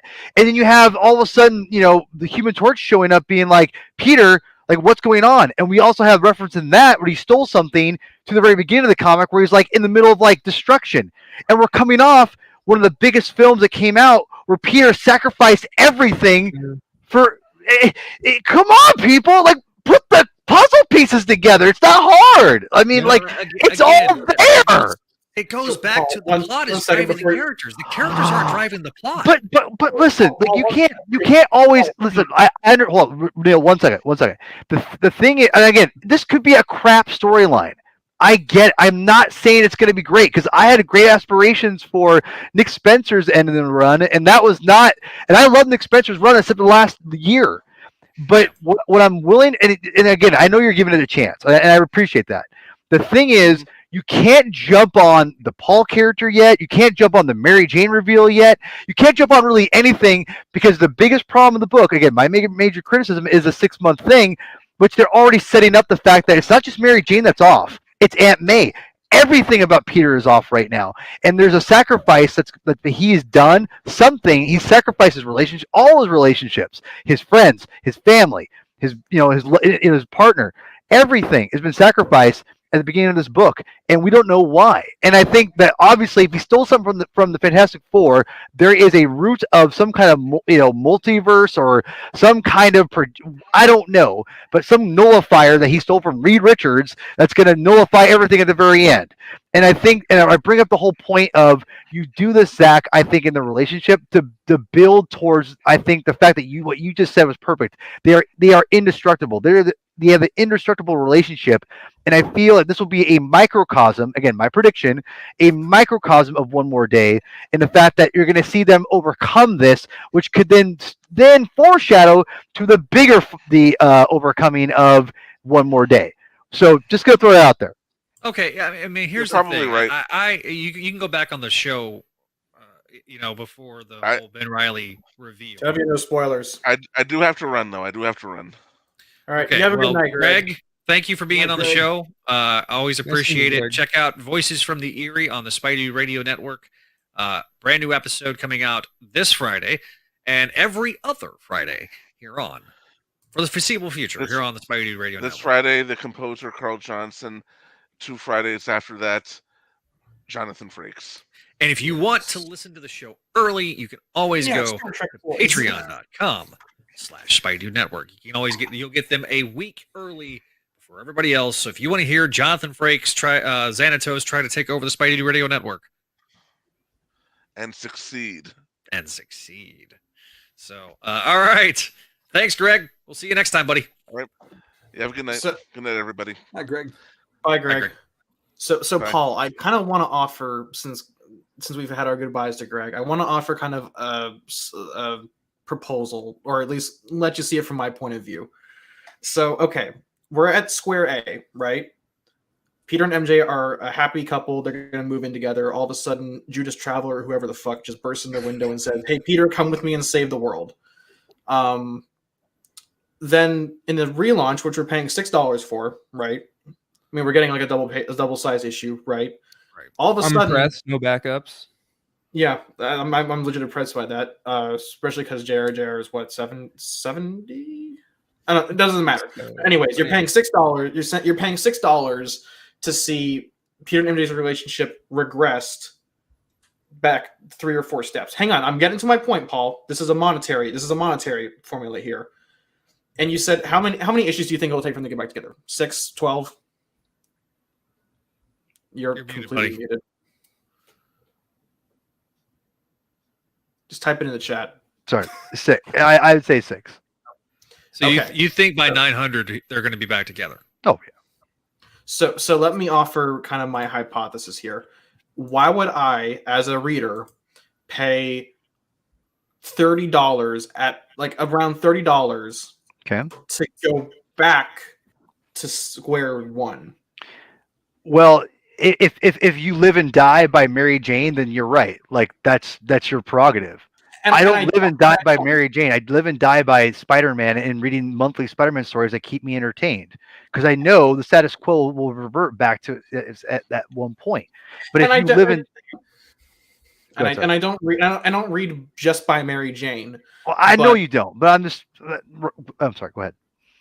But like if I'm not really engaged in like Spider-Man fighting the Sinister Adaptoid or whatever the hell he is, Dr.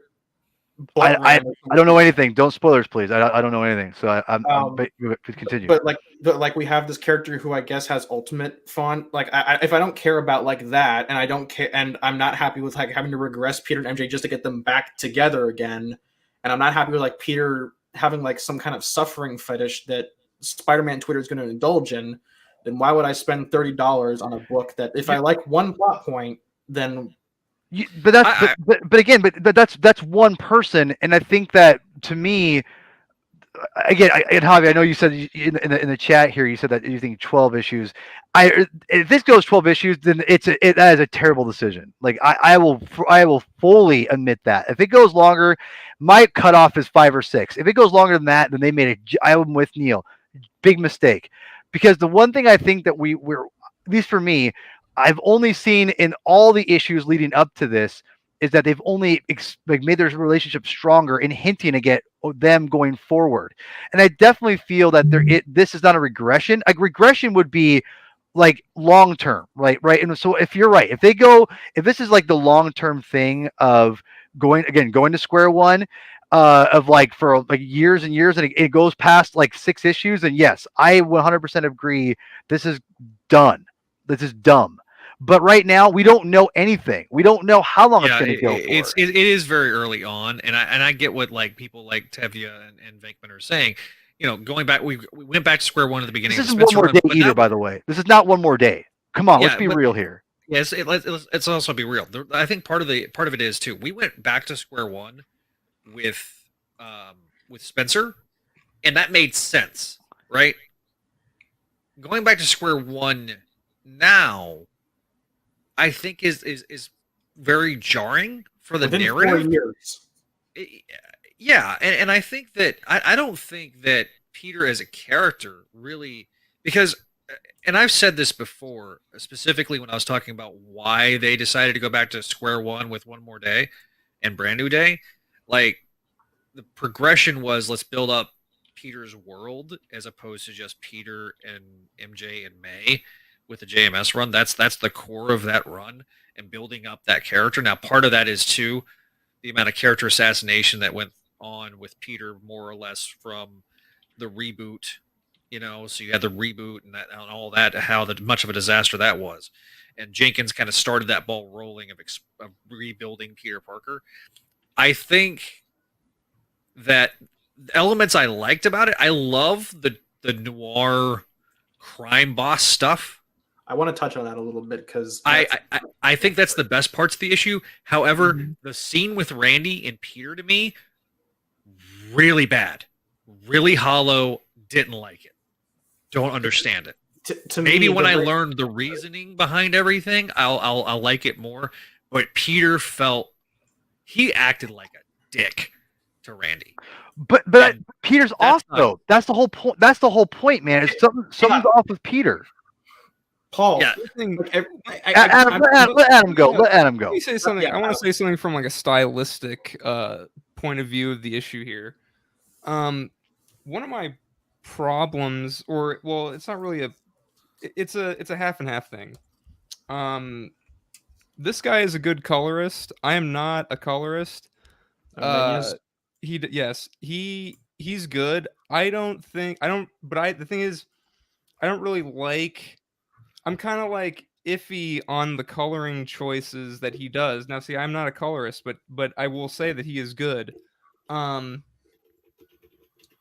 colors I feel don't suit Romita Jr.'s art, in my opinion, as well as the previous stuff way back in the JMS era. But that was like a lot more. It was brighter. It was poppier. It looked way brighter. It fit a bit more. This is very dark and moody, and I have to give props because the colors mimic the tone of this whole issue. That something is off. Peter is off. Like no one, he's on the outs with everybody. Something isn't right, and Peter is just like he's like aimless, and I have to give props there because it's the color. Even though I don't think the colors are the best fit for the art, I think it does a good job with the tone of the issue as a whole. And I think that right now there's a lot of people that are directionless and aimless, and I think that what Wells is trying to do from a storytelling aspect is try to put Peter Parker in everybody else's shoes. It's a good point, and I think that and Tevye, I love your passion, man. You've been fun in the comments, but like I think that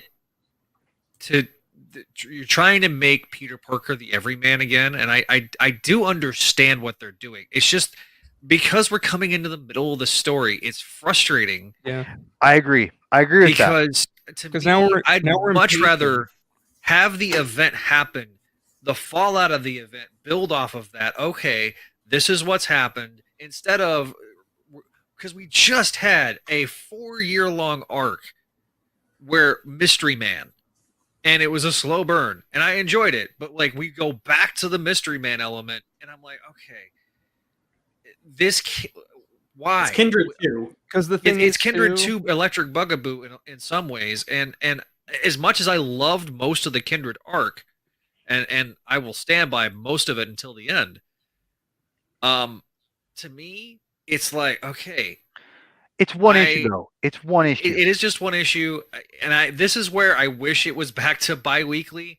The I fact that agree. we're back to monthly, it's like, oh man. well, it'll be bi-weekly when they sort their stuff out, because they're you can tell they're intending for this to be bi-weekly, but supply chain stuff, whatever, is causing massive. I'm There is confused on that because the letters page said that the Yep. next issue was in 2 weeks. That's what I'm saying. and the most recent solicits have 2 issues of Amazing Spider-Man. They fully intend for this to be bi-monthly, but it's supply chain or something, or there's been maybe it's been creative a team lot. stuff. I don't know, but I think it's more, what's going on in the world right now. Well, I also think that part of that is too. There has been a lot of issues this last year, because I was talking. And granted, I haven't been to my local comic shop in a little while, but like when I was talking with my local comic shop, they have been having hell getting books on time. Yep, I I've mean, heard that too. absolute hell. And when I go back in June, I'll talk to my old comic book store, and find out how it's been for them. And I may reach out to Eddie D'Angelini to see how things are going on his end. He's the owner of Heidi Ho Comics in California. So that I know that's a problem right now. Them switching from the Diamond exclusivity has been an issue. Yeah. It's just there's a lot, and this is fallout from 2020 and 2021. It's also why we don't have the hard numbers. We don't have Diamond's numbers anymore, because Diamond's no longer the exclusive distributor. Yeah. In DC's case, they're not at all the distributor. It's fascinating what's going on behind the scenes with supply chain crisis, and look, it may be that the printers are having problems and they can't get parts because they're all made overseas, or they're all on a shipping container and they're stuck in a port somewhere. We just don't know. Like that element of it, okay. And look, if Nick Lowe and them want to come on here, I am more than happy to have them on the show. I'd love to have them on the show, frankly. Even though it seems like I didn't like this issue, I do like the crime stuff. Like, Yeah. give me Can I- Romita Jr. drawing the rose and Tombstone, and that Can I element, build upon that? that Can I part build I upon that liked real quick? a lot. I do like that there are elements that Wells did pick the baton up. The Randy Tombstone saga. What was the other thing? There was one other thing I thought. GOG. Yeah, I love that. It was great hearing God. I was a great follow up. Again, I will say this. Guys. This has felt like the most seamless transition between writers that I've seen in a long time. There was a very hard reset with Spencer and Slott, and I kind of feel like there had to be, just because of the nature of the length of Slott's run and trying to follow up and, frankly, fix some of the elements that were wrong. And I'm not trying to bash Slott, but the transition between Slott to Spencer, there had to be kind of a hard reset. This is more of a soft reset, and I think I'm mildly annoyed, but it is first issue syndrome. But it's like we're not even in first issue; we're in like issue 6, first issue, and I think that's probably my biggest annoyance. And like Mike, still a nerd, in the comments section is kind of talking about that, like we have mystery box, we're in the middle, we're popping in the middle of the story. So I think that it'll be different when things start leveling out. We can start talking about multiple issues in an episode. I'm glad we're not in a weekly thing. And I know, Paul, all I'm going to say is go get your free comic book day issue, because apparently it's setting up the next event for Spider-Man, which will probably be this fall. Neil, you were going to say something? Yeah, Neil, go ahead. I was waiting for Zach to finish up his thing before I jumped in. My bad. I'm sorry. No, you're fine. Vic is like, Zach, please let Neil speak. Because I've been trying to get in there, just I didn't want to interrupt you, so I kind of held my tongue on that. But so ignoring the MJ stuff, which I am not like, I am not tied to the book solely on MJ. It takes a lot to there's a lot of moving parts to keep me invested. I'll admit, and to avoid spoiling Paul, I'll just talk about like the roadmap that we have briefly. Part of what miffed me about this issue is that I don't feel a whole lot of investment in what we have going forward, and therefore it felt very difficult for me to get engaged at the ground floor. Like I mentioned earlier, like the book kind of indulges in Peter's suffering a little too much for me. Like Peter comes off as kind of unlikable in the scene where he's talking to Randy and the collections guy. The whole like, oh, everyone hates Peter now, like an everybody loves Raymond episode. Everybody hates Chris Rock. Yeah, everybody hates Chris. Yeah, but there was some stuff I really liked. I'm not a huge fan of Romita Jr.'s line art, but his layouts are phenomenal. Yep. This is one of those things I think he's kind of lost his touch on like the finer details of line work, and Scott Hanna kind of carries him on that front in terms of inking it. But the way he sets a scene and like uses panel composition to tell the story, I could probably read this book without Wells's dialogue boxes over it, and I can probably tell you exactly what's happening. And I think that Romita Jr. hasn't lost his touch a bit in that regard. His layouts of like that scene with MJ in the closet and Peter trying to talk to her, the lighting he uses and like how he sets like MJ being in the closet, kind of trying to hide herself from whoever's there. We know it's Paul now, but like when you're reading the book and you don't know that, though, the way that Romita Jr. frames that shot and how it transitions between the two, I think Romita Jr. does a fantastic job of doing that. Like the kind of the facial expressions he makes are a little weird. Not like in that particular page, but like the one where Peter's like doing the kind of like smug grin in Tombstone's van, like the that looks kind of weird for me. But it was also a page we've seen for like 4 months. Like that's one of the pages they. Yeah, I'm like you didn't put your best foot forward on that one, so you kind of had me a little nervous going in. But like as far as this is not his worst work, I don't think he'll ever hit the same highs as he had back in the JMS run. I know that might be a controversial opinion within like the senior veteran Spider-Man community, but he's definitely with Scott Hanna instead of Klaus Janson as his inker. It's definitely much clearer and easier to tell what's going on than it has been for several years, almost a decade now. Listen, I'll say this: whenever they said it was Hanna, I breathed a sigh of relief. And look, Klaus Janson did some of Klaus's best work with Romita. It was during the Clone Saga. Lost Years is a masterpiece, and it's partially because of him and Klaus Janson working together so well. Their Daredevil run is iconic. Daredevil run is phenomenal.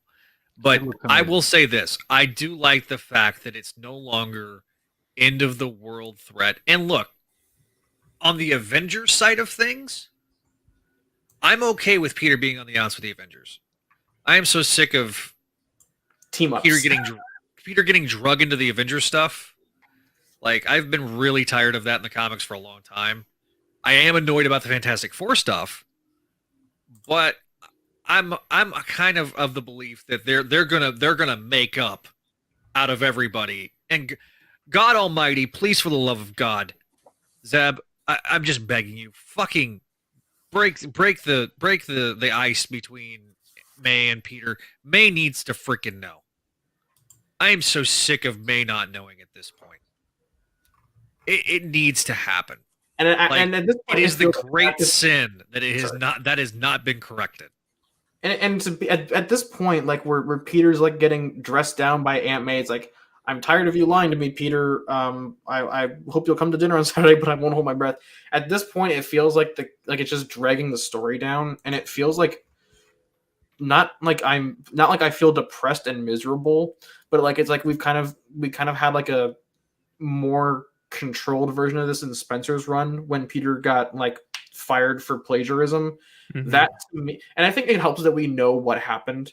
And I wonder, like, when we learn what Peter did in 6 months and $50 later, that we'll finally know what Peter did, and it might justify Aunt May's anger with him. But it feels like Zeb Wells is kind of indulging a bit too much in Peter's suffering. Well, and look, I think the intent of this is to make you feel bad for Peter, and it does a good job. It does. And as annoying as it is for me, the plot driving the characters, Peter is. I just when I see Peter back down on his luck, I get really nervous because I as a longtime reader, I remember the reboot. I lived through the reboot. It was awful. And I just don't. In between, One More Day, Brand New Day, kind of brought that resentment about that era for me back. And so I'm really struggling when they bring it back a third time. I just don't want it to be, and especially the fact that Wells was part of the Webheads and this whole beating the drama of Peter's a loser, he's a loser, he's a loser. Haha, look at him fuck up miserably. Ha ha ha. Yeah, like he's a loser, and it's like I get really, really tired of that, and Let Javi speak. Let Javi speak. Yeah, Javi, you've been biting your tongue. I have been. All right, go. So, like, I get where everybody's coming from on everything because I've probably been there at some point in my Spider-Man fandom, and having such a break from the character because of One More Day and coming back with Spencer, right. I've been able to let certain things go. To your recent point about the luck and the loser, like I've said it on several podcasts that Spider-Man 2 kind of gets knocked down for me on repeat viewings because Raimi hits the bad luck thing so freaking hard. Yes. That it Thank becomes you. not fun. Yeah. Thank you. And I can't compare what Wells is doing in this first issue with what Byrne did with that relaunch, where he was homeless and washing dishes and sleeping, in the alleyway with no wife. Like with this, with Aunt May, yeah, she's disappointed. Yeah, we don't know why, but I feel like it's not to be, oh, Peter, you're a loser, because we don't know what happened. It feels like this is a problem. We don't know how it became a problem, but now he has to fix it. So like you were saying, like, I feel like it's not, oh, poor Peter. It's Peter's got to make amends. And how does he do that? By getting us back to Aunt May knowing again. And I'll say this too. It feels like there is still which if you've ever had your parent disappointed in you, it's the worst feeling in the world. It really sucks. And I feel like that they did a good job with that. And it does feel like that Aunt May at least respects Peter in this scene. And I feel like, okay, yeah, he's down on his luck, but he didn't feel losery to me in this. I felt like Wells gave him a bit of a backbone, especially the way he confronted Tombstone. Yeah. And the way his Spider-Man was. Like, if you read like Bendis Ultimate Spidey is different than Bendis 616 Spidey. And there tends to be more of a juvenile aspect to the character when Bendis writes like an adult Peter. But with this, I didn't feel that he was being juvenile when he was fighting the gangsters. It felt more kind of like classic Spidey. He was just kind of having fun with it. He's like, do you want the thwip or do you want this? And there seemed to be a level of enjoyment and control to what he was doing. Like he was goofing around and taking it lightly at first until things got serious. And it felt like just a fun Spider-Man I mean, it wasn't fun, but there were elements of fun to it. And absolutely.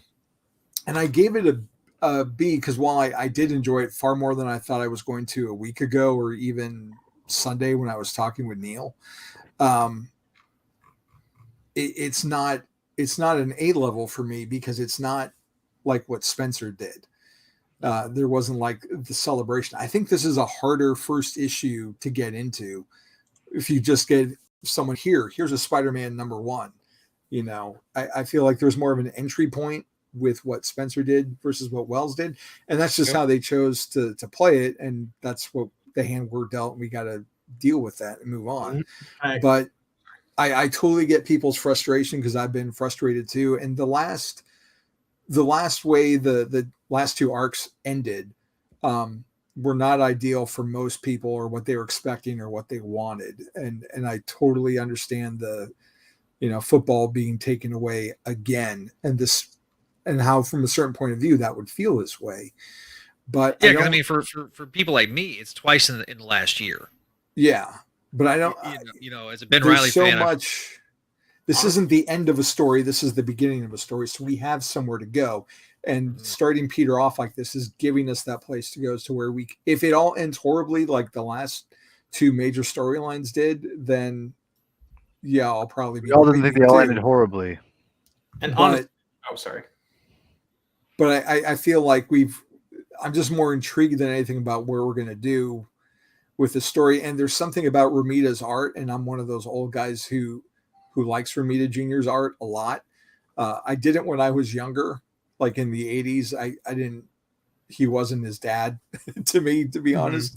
But like during the 90s, especially when he was on Peter Parker, like that's when I feel he really hit his stride, and I fell in love with him as an artist.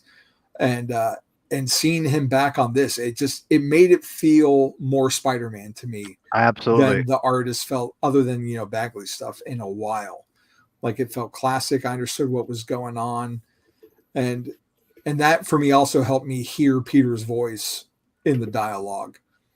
So everything else, with MJ and I'm just wait and see mode, and hopefully. He surprises everybody, and it's worth it. Javi, I know I love praising you because you're awesome. And so I want to make this very clear that, and it's true, you're an amazing dude. And so, but you touched on something that I thought was perfect. And I've been trying to articulate it, but I'm too dumb to articulate it very well. But you actually said something perfectly. Because you said about how we see how things ended with these arcs, but this is not the end. This is the beginning. And so instead of if we were started at point A and point B of like what Zach was, everyone's like, bring MJ together. Oh my God. They want MJ and Peter to be together. If they had started them being all living together, and then we ended to like all of a sudden we have these kids for whatever reason, we have the standpoint of Paul's in the picture, or they lead him into this and we see it from that standpoint, I'd be more on all your guys' sides and understand that. But we're not. We're starting on the other end. We're starting on reverse. We're going backwards. And that to me screams it's going to reverse engineer it back to where it needs to be. And so that I thought that's a great point, is that we're starting out a very different idea, which again, Zach, what you've talked about too, that, plot should inform, story. To me, a story is a good story. It can be plot driven, character driven. It can be both. I don't give a shit. Like if it's a good story, it's a good story.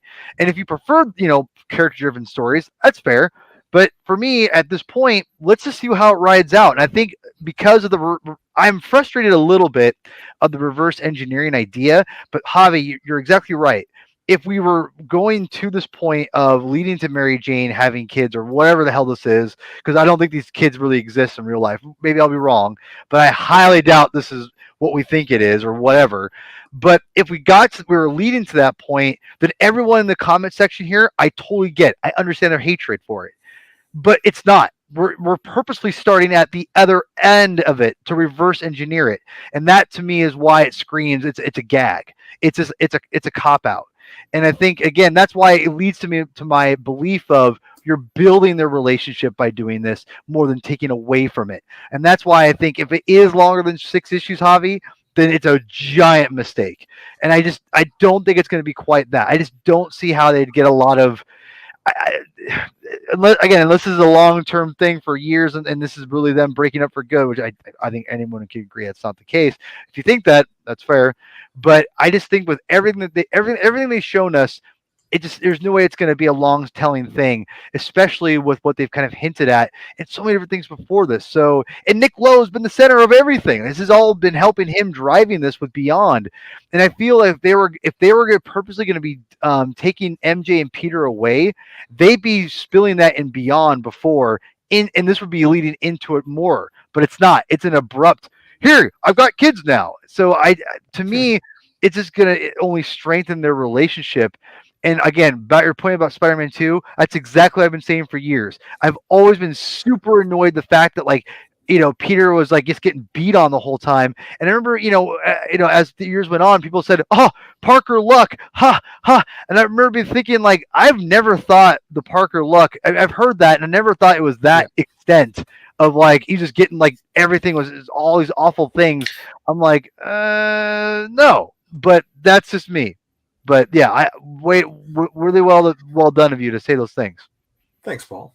You're welcome. Please let Adam go. Adam, and then Neil, and then I'm going to kind of start the wrapping up of the. Do we want to do solicits? No. Because Paul's here and he. Because Paul doesn't want to do solicits. Okay. I'll leave. It's fine. I'll leave. It's fine. I don't care. We don't need to do solicits. We'll do that later. Solicits are for the week. Well, I want to know what before I buy it. First of all, I disagree on Spider-Man 2, but that's a completely different topic that I'll save for later. Listen, I want to do a comment. I've said other places. I think how I feel about that movie, and I can't really remember what I said, but I think I was fairly somewhat profound. But regardless, or not profound, but I think I made somewhat of a good point. But whatever. I think it still is a good one. There are facets to I get like the whole he gets beat down, but I think you kind of need to beat him down so the ending hits harder. But anyway, how do I feel about the issue? The art is good. The art is great. Great layouts, like Neil said. There are many great layouts. I love that page where Tombstone's like, I think I just closed it. Tombstone's like, any questions or whatever, and everyone's just like looking all dejected. That was great. Peter flopping down on the bed is great. The whole phone call closet thing, great lighting and all the that. Layouts are great, absolutely. The layouts are impeccable, pretty much. Yeah, I don't know. I mean, as for the story, I definitely agree with Javi. This isn't as good of a number one as the Spencer number one was, because the Spencer number one didn't really start in media res like this one does, which is I believe is the term. Like kind of in this one. This is starting like it's a fallout from a big thing, so we're kind of in the middle, and now we have to see what is going on, which is gonna maybe lead. Well, first we have to see what happened, and we also have the big villain coming up. So it's like, okay, well, whatever. The Mary Jane kids thing, it's bait, but whatever. It won't be as bad as everyone thinks. Like they're not, you don't have 4-year-olds out of nowhere without some kind of shenanigans. Peter did whatever Peter did, probably messed up the timeline, and now we have some kind of, I don't know. It's Fantastic Four shenanigans. We have that. It's set up for us already. In the issue with Johnny talking about it. I mean, I don't know. Wait and see. I'm not like angry at the issue. I just thought it's definitely a beginning. I don't think it's as strong of a beginning as that first Spencer issue. But what I appreciate is that we're following up on all this stuff that Spencer laid out before in his run and before he left. All that stuff is still in play, hasn't been forgotten. Would I prefer if it was mostly just at the end of Beyond, Peter and Mary Jane move in together, and then all of a sudden they're like living together a bit happily, and Peter's like, okay, maybe I'm finally going to propose, but I have this gang war stuff going on. It's really stressing me out, and it's maybe putting a strain a bit on their relationship. Would that be a bit better and maybe a little more interesting? Sure, but that's not what we're getting. Maybe we're going to get that later. Who knows? I don't know. We just have to wait and see. Oh, okay. So it might also be like, oh, sorry. Yes. No, go ahead. Go ahead, Neil. I'll let you go, and then I'm gonna Okay, so first of all, I'm wrapping glad this that, up. I'm glad that Javi and I got to rep Well, Austin after the 2-hour mark. But Welcome. to kind of build off of Adam talk about the mystery, because I respect Adam on this one. It might just be that I'm kind of tired of mystery boxes. We had Kindred going on for 50 plus issues, and that I was get that. and then we had the mystery of what the Beyond Corporation was doing, and then we have all these other mystery boxes going on at Marvel right now. And I think to me, this kind of just felt like, oh, look, another mystery box that we have to solve. It'll be solved in like 50 issues, and maybe Paul's right, it'll be wrapped up in like 6. But at some point, I think I just got worn out from mystery boxes. The stuff that actually progressed the plot, like the Randy Tombstone stuff, I really liked that. I think that Agreed. the Randy that Randy's interaction with Tombstone did a great job, along with that meeting that Tombstone had with the other crime bosses.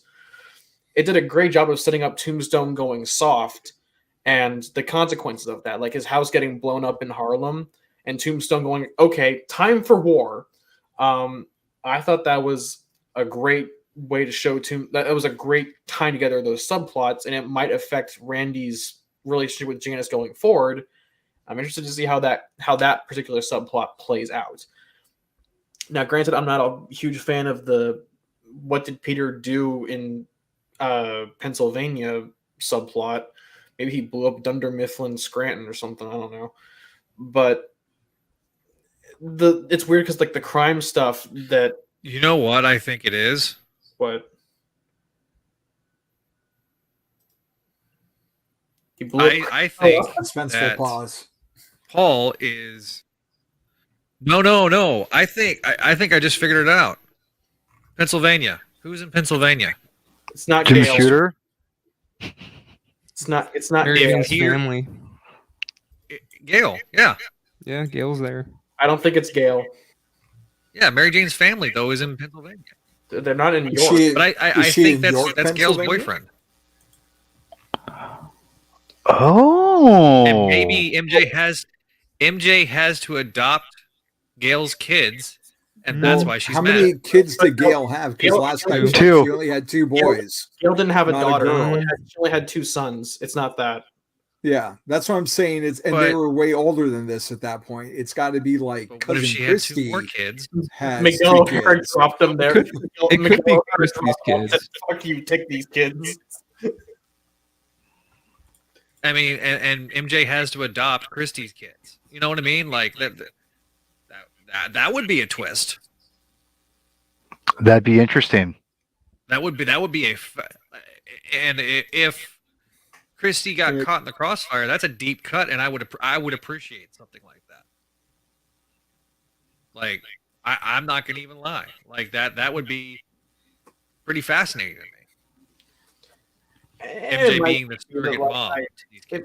It might also just be that I'm gonna go with Occam's razor and just say that they're Paul's kids and MJ's been around long enough that they just see her as their mom figure. That's kind of just my go-to based off context clues. But what do I know? Listen, I mean, they never have explored MJ's miscarriage. To me, that would be a very interesting way of going about things, and I wouldn't be opposed to it. I've said before, this is a lot of the kid stuff is foreshadowing. I'm curious what Adam and Neil and Javi think about that. But to me, the thematic thing of kids, there's been little snippets of again the Mayday thing from again when Spencer's run ended, and you have the there's a Timeless comic book with Kang. There's a Mary Jane in a Spider-Man costume, and like it appears to be Mary Jane.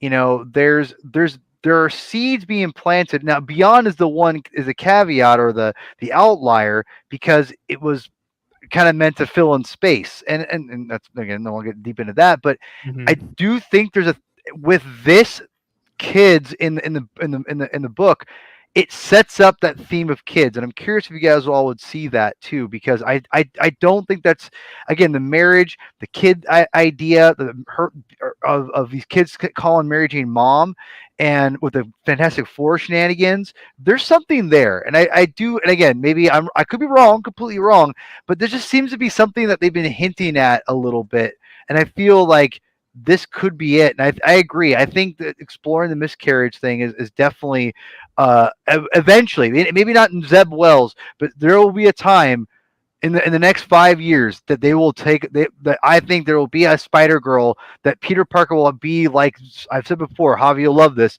Superman and Lois Lane in that CW show, and the Jonathan Kent idea. There's going to be that moment for Peter Parker. I promise you that's coming. Spider-Verse, all that stuff has only confirmed that for me. So, and everything they've done since then, and I feel like this is just foreshadowing the kid idea. I'm not sure what they're going to do with it, but it's definitely coming at some point. I mean, that's great. I'm just not sure if I'm willing to pay like $40. But here's the good news: you don't have to. You can do Marvel Unlimited and read it that way. Okay. I mean, that's the thing, man. Like, that's the beauty of digital comics. Like, you don't have to buy it. We'll send you our digital copies. Well, no, but I mean, but I'm saying, like, but I know what Neil is saying. I know what you're saying, Neil. Like, why do I want to spend the money for it? Well, you don't have to. You can get Marvel Unlimited and read it that way. I mean, like, if you are that upset about it, and then not you personally, but people are that upset about it, and they don't want to spend the money, which I totally respect. And, you know, I've done that too with comics I don't like, that I'll just read it on Marvel Unlimited. Nothing wrong with that. Well, I know. I'm also just thinking about like the time sync, not like, you know, like having to sit down for like an hour, but like, you know, wait like 6 months to a year to get resolution to this plot point. And I get that's the point of like comics, but you know, yeah. And maybe I'm just being a meanie bobini, and I'm. No, never feel you're being a meanie bobini for telling how you feel, bro. Like, that's the thing. And I'm just spitballing because I understand, like, your frustrations. You want it to be the way you want it to be, and that's how. And trust me, there's no shame in that. There's no shame in being passionate. I'm just saying, for like the things that you're upset about, I think are valid, but there's ways out of it that you can still enjoy the book. And again, not for this, maybe again, not you right now at this moment, because you're paying, we're podcasting about it. But if you are one of those people, there are things for you to get, I think, money wise, to save money on that, you know. And I think hobbies, you know, we talked about it a little bit, you know. I was like, dude, why don't you just go on, you know, you just read it on Marvel Unlimited, the JMS stuff, you know, like you didn't buy it back in the day, but that's but you did it. Crazy, man. But no, yeah. But yeah, Neil, I don't want to think you're not a meanie bobini at all for that at all. I think that your opinions are very 100% like on the money as far as like what your frustration's at. And like, I'm just saying there are outs for that for people. I think it's also just been like, you know, this is for me. I'd argue like if you're counting Beyond, I don't know if Zach counts Beyond, but like for some of us, this is probably like the third or fourth time we've been kind of like, oh, here's this mystery that we're doing, and it's like, you know, at some point, like, you know, I'm not. You saw elements of that throughout Spidey's history. I mean, Hobgoblin is a good example. Green Goblin. Yeah, Goblin. I do. I want to say though about the mystery. I feel like, I don't know. Do we need an overarching mystery? It's one issue. Everything. It's one. Is it going to be a mystery if it lasts like 4 or 5 issues? I mean, that's my point. I mean, if it goes on for like 4 years, then yeah. I don't think it's gonna go for 4 years. But I don't think I'm being exaggerating. I'm exaggerating. But I think it could go for a little longer than the arc. But we'll see. You know, it's honestly, I kind of get the feeling that Wells will probably wrap his run up, if not by 950, by 1000. He's not getting 100 issues. He's not getting 100 issues, man.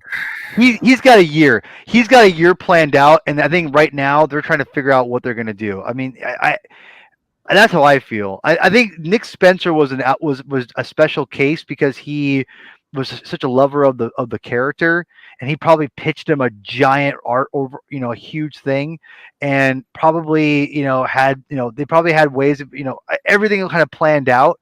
I don't know if Zeb, I don't think they have that, especially it burned him too, right? Because what happened with Spencer? We jumped off and like at the pivotal part, or something happened. Whatever happened wasn't good because it's. I mean, and I think it's subjectively what happened, but there's obviously something that happened at the very end because he didn't even talk about Nick Spencer at the end of the book. He wrote the goddamn book for like 4 years. So I mean, there is something there, and I think that just added fuel to the fire. I agree. For people's conspiracy theories, and I'm going to unhide myself because. And it could also be, and part of it might also be that I kind of had my heart set on Jed McKay as the writer, and kind of just going he should be. He should be. I liked his voice for Peter, and I wanted that going forward. And now that we're getting kind of this other voice for Spider-Man and the world around him, I might also just be set in I wanted this and I didn't get it, so I'm kind of a little bitch baby. Listen, if Wells goes 50 issues, that's almost 2. That's probably going to be around 2 years. Assuming the supply chain logistics and shit. Right. Yeah. If he goes 55 issues per se, I don't know if I don't think he goes. I think that's a great run. I think that would be a really quality run, and if you want to bring McKay in for the build up to the run to 1,000, I'm down. Look. Wells did a good job on him, outside of the final issue. For me, and even he did a good job during Beyond. His really the only ones that I did not genuinely like was, and this is no fault of her own, was the Kelly Thompson stuff, and the Ahmed stuff kind of left me cold, but that's just because Ahmed just leaves me cold as a writer anyway. I've heard people gush about him, and his stuff does not grab me in the ways that even Cody Ziegler did. I mean, Cody, listen, I would love to see a Spectacular Spider-Man book where you have guys like McKay and Ziegler and doing things that kind of tie into the book, kind of like what they did with the Friendly Neighborhood. But let's make it. I'm so sick of relaunches. This gets me into another rant, but I remember what I wanted to say. I'm so sorry, Zach. This should have been 94. They did. I know that they relaunched it because Marvel wants to make money, and a number one gets them hot sales. But frankly, considering how this is carrying off of Spencer's run and kind of beyond, this should have been Amazing Spider-Man number 94. I am so ready to stop relaunching. And that also, and that's not fair to Zeb Wells. He's not in the marketing department. It's not even fair to Nick Lowe, because he's not in the marketing department. Because marketing has their things, and why relaunch Spider-Man back to number one? Because it makes Marvel money. Because it's an easy jumping on point. As long as they keep the legacy numbering on the covers, it's fine. But so help me God, we get to 1,000. Do what DC did it right with Action and Detective. You get to 1,000 on Fantastic Four. To me, there's about 5 books that they always need to keep the legacy number, their numbering. Spider-Man, Fantastic Four, Cap, Iron Man, and Cap, Iron Man, Avengers, maybe Hulk, and Hulk. 6 books. Those 6 books should keep their legacy numbering, and just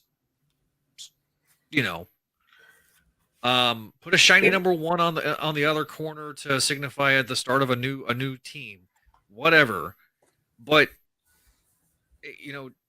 Action Comics and Detective Comics having their original numbering, it's the right thing to do. Okay, Uncanny X-Men, but that's all convoluted at this point. I don't even know how you to count. What's that? I said that's impossible to count. You need a flow chart that they did in it, and all the different. Yeah, that'd be. I wouldn't want You that need a job. flow Or chart. wish it on anyone. And like, do you count like regular X-Men and Uncanny or together, or do you count Even them though that they separate, or- weren't, they were two separate ones, and then X-Men is the most headache-inducing. brand ever?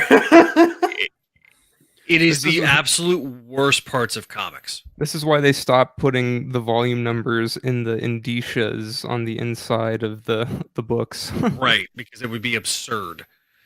I mean, this is volume 6. Isn't But- Captain America on like volume 8 now? 8 or 9. All right, So, Christ. all right. It is 2 minutes Bedtime. till 10 p.m. And that's part of the reason Greg had to leave, because he's got to be up to work in the morning. And guess who has to be up at 4:30? This guy. You. So let's get you to bed. Yeah, it's time. I'm about turning into a pumpkin. I'm a Cinderella. All right. right. So, I'm gonna let people pimp their stuff. Start with Javi. Tell us what we have the next couple episodes for ASM Classics. Stop it, Zach. Stop it. Well, coincidentally, episode 1 of Amazing Spider-Man Classics dropped this week, late last night, early this morning, depending on your time zone, which, happens to be the week that Amazing Spider-Man #1 comes out. And in this episode, Jack and I discuss Amazing Spider-Man 1 and 2, which It's not like we features, planned that, by the which way. features Johnny Storm, who also happens to make an appearance in today's Amazing Spider-Man #1. Oh. So we've got that out today for your listening pleasure. And then we're pretty much doing 2 episodes or 2 issues an episode. So next time we'll be talking 3 and 4 and then 5 and 6 and so on and so forth. So we've recorded up to issue 8, I think. That's awesome. So yeah, we'll be carrying on with that. Is And, Jack bored of the issues? Is overall? Is that the spoiler alert? Should I need to listen first? You got to listen to find out to what he thinks. All right. I want to listen to the first episode. All right. I'm on. Yeah. Yeah. Good call. But so yeah, I'm living in that little corner of retro Spider-Verse, and in the meantime, doing some other research in the like early 2000s Spider-Man, maybe featuring a particular artist that we've been talking about all night. Oh yes. And maybe I'll leave that to Paul to Oh talk yes. about. Oh yes. Oh yes. And you can follow me All right. at Javi True or at ASM_classics on Twitter. All right. Paul, what are you looking forward to on the comic? Oh. Well, Mr. Robot, I will tell you what's Yep. going on with the comic binge. So I just had an awesome episode yesterday with Michael Bailey from Fortress of Baileytude, Views from the Long Box fame. He is very much a hero of mine podcasting. He's one of my favorite podcasters. Love him. We had a blast talking about Superman Earth 1 yesterday, and it was so much fun. Next month, the binge has got a ton of stuff going on. Next week, we're going to be reviewing Tim Seeley's Robins miniseries.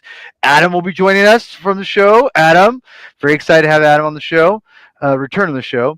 And then we've got, after that, indie comic book called Cult Girls. And then after that, we have, we're going to start an Infinite Crisis binge. And then after that, we have Batman Ego. We have Donovan Grant from Carl Space fame on there, and also Clone Saga Chronicles. Excuse me. Sorry, Zach. In ASM Classics. ASM Classics. So he's. I'm really excited. I've been bugging him to come on for a long time, and then he'll be coming on that for Ego, and then we have the return of the Spider-Man Council. We had a blast it was so much fun. And the video's done pretty well. And I think it shows it's because it's a great time. And just to kind of show people what they're missing, if you know what this is, then you're a G. So all I got is this is the old gavel. Yeah. But so as Javi kind of hinted at it, we're going to be reviewing the first kind of run of up to volume 3 of the JMS JRJR comic books, and it's going to be a very again, comic binge, we're under or just a little over an hour, as Adam likes to say, over an hour, and it's going to be pretty hot and concise. But we're going to talk about just kind of overall view of that kind of, I think, now legendary run of the character. So I'm really excited. Future episodes of the of Spider-Man Council will be coming hopefully soon or afterwards. Zach will hopefully be able to stay awake that late for us. That's why we can only do it that once was a month. so brutal. I think if we're doing it on the 30th, 31st. Was it 31st? We start earlier. I'll try to start earlier for you. Listen, I'm available. Just saying. Okay. All right. Adam But no, one of the things I do hope to do, and we may be streaming this duel on both the Comic Binge YouTube page. I think we're gonna kind of do the first simultaneous live stream. We'll do whatever you want to do. Yeah, it doesn't matter. Where we're on here, but also on the Comic Binge. So if you have not subscribed to the Comic Binge YouTube channel, please do that now. And if you're watching us from the Comic Binge YouTube channel, welcome. It's just we're trying to grow both channels, and if we can kind of pat each other on the back, so to speak, why not? Yeah, absolutely. So yeah, I am excited to use this sound though for the next episode. On Spider-Man. Come on. It works. It works. And people, we'll do a simulcast, whatever, for Comic Binge and for anything Spider-Man related from the Comic Binge, and when Zach's on or Adam, when Adam's on or whatever, Neil or Javi. But I'll end up on this is that the slot debates will definitely be on potentially both channels at the same time, and it'll be interesting. The slot debates are coming at some point. Yes, they are coming at some point. I'm trying to schedule you motherfuckers. You guys aren't easy. So okay, Hard. but Neil, you know who my boss is. Yeah. So you gotta clear it through her. But okay, Paul, do I need to call your family and say, hey? No, I have a little less. Not saying Sarah's strict, but we have a little bit more of a set schedule. It's easier for us. So you guys have a little more chaotic life. Not in a bad way, but just your life got more moving parts than we do. So. Like that help me sign. Yeah. I just go where I'm told now. I just. Fair. You understand me. Adam, Bobby understands it too. Like, you just go where you're told. But Adam, you got anything coming up that you want to promote, pimp? Well, it's something that just passed, and I'm not really involved. I mean, I'm involved because I go, but basically, okay, there's a local con in town that just happened called San Diego Comic Fest, and it's a rip-roaring success. They try to mimic the early days of San Diego Comic-Con, where it was, not 200,000 people. It was just kind of like in a hotel, lobby basement thing, and you got to kind of hang out with the creators and just have a good time. And that just happened. I don't run it. I know the guy who runs it. He works his ass off doing it. It's a lot of work, and it's always a fun time, very successful. They're doing it, they came back, they did it 2020 right before all the lockdowns happened. This is the first year back. It was a great success, very chaotic but very fun and rewarding. Peter David was just there. Jim Kruger's there. Who else was there? I don't know. All these kind of they did 100 years of Star Trek, which Paul is very happy about, probably. Paul didn't give a shit about Star Trek. Javi and I are the Star Trek ones. Yeah. So check that out, and at sdcomicfest.org, I believe, and just keep tabs on it and look into the next one because it's always fun. Just figured I'd get the word out on that because it's a very good, low key but very rewarding convention to go to just meet fans and meet creators and talk with them, and yeah, I don't know, it's cool. Okay, and finally, back to Neil. Tell us about your new project again. So you guys can follow me. Hint: you should follow me at Quillsniv on Twitter and YouTube.com/Quillsniv for my archive streams. And you can catch me live on Twitch.tv.com or Twitch.tv/Quillsniv. We recently just started my playthrough on Destiny 2: The Witch Queen, which I've been promising for about a month, but I finally got around to doing it. We're testing out the new Void 3.0 and soon to be, I believe, Arc 2.0 in the next season. I'm hoping in the next couple of days to go and talk about the recent Halo Infinite stream that came out actually today regarding season 2 of their live service. And finally, like I said earlier, I'm putting together my own crack team of analysts and weirdos for Books of X, where we will be taking a look at the very controversial yet oddly successful run of X-Men and its surrounding satellite titles by Jonathan Hickman and his X board. I was a little delayed, but I'll take it. Well, okay. Of course, we've got start kind of sort of wrapping the show up, but I'll tell you when. Whenever the music starts. But I am so excited about all the new projects we've got going on. We got more episodes of Voices from the Eerie. Now, this episode coming out Friday, but in 2 weeks, we got Jonathan Frakes. Huge episode. Just blows my mind that we were able to snag him. More incredible guests on Voices from the Eerie. I wish Greg could stay till the end, but he couldn't. But check out Voices from the Eerie, a Gargoyles podcast. Huge shout out to him. But I also want to pimp and highlight and talk about the next episode of Make My Mayday. It's the second half of our season 2 finale. Last Planet Standing will start season 3 in late May. But I also want to highlight next episode. In a couple weeks, we're going to have an interview with Sean O'Connell. He is the writer of a book about the Spider-Man film situation. And I'm really looking forward to picking his brain, talking about Spidey on film.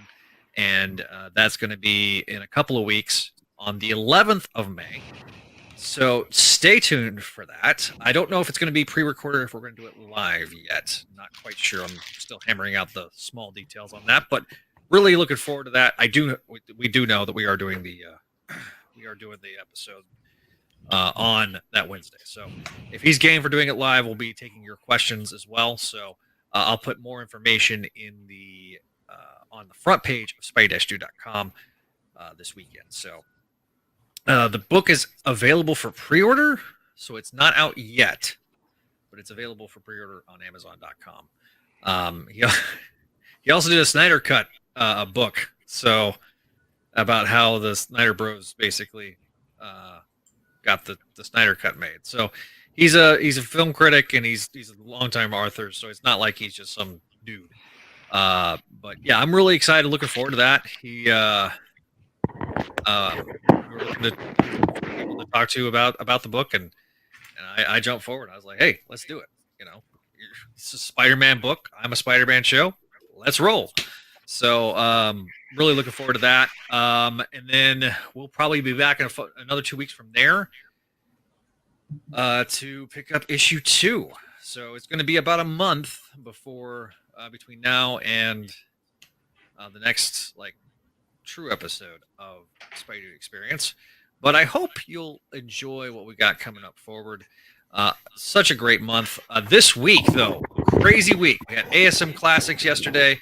We had Sabi Sima on Monday, and then tomorrow we'll be doing Last Planet Standing, the MC2 event that kind of wraps up the first volume of Spider-Girl for us, and in general the MC2. So really, really exciting. Unfortunately, the last of Pat Olive that we'll see on Art Charts. Sorry, I did not mean to say that loud. My kneecap just popped. Oh crap! Neil, you always just Tourette's yourself at the end of episodes. So, all right, with that, we'll wrap it up. Got some new tunes as we wrap wrap up the episode. Be sure to check us out on Twitter at Spideydude Radio, at Spideydude Network, Facebook, Instagram, YouTube.com/Spideydude Network. Be sure to let us know how we're doing. Like, give us a share, get some subscribe. If you want your voice to be on the show, you can always leave 818-925-61. Leave us an email at SpideydudeRadioNetwork@gmail.com. Once again, I want to thank our listeners for participating in this live episode. Audio listener, once again, I apologize. It's like comments live on the program, but and we see you guys next time here on Zach, turn down the music. On the Spideydude Radio Network as Neil screams at me. So, no one heard my apology. Okay. So, let's try that again for those that didn't hear me, since I had the music up too loud. All right. Thank you for watching. Thank you if you're an audio listener, once again, listening to the episode. Leave us a 5-star review on your favorite podcast catcher. We apologize for the visual aids and things like that, and the live comments that live on air. But be sure to check us out on YouTube and Facebook, youtube.com/Spideydude Network, Spideydude Radio, or Spideydude Network on Facebook, at Spideydude Radio on Twitter. Once again, that voicemail line, if you want your to be on the program, is 818-925-6631. See you next time here on the Spideydude Experience.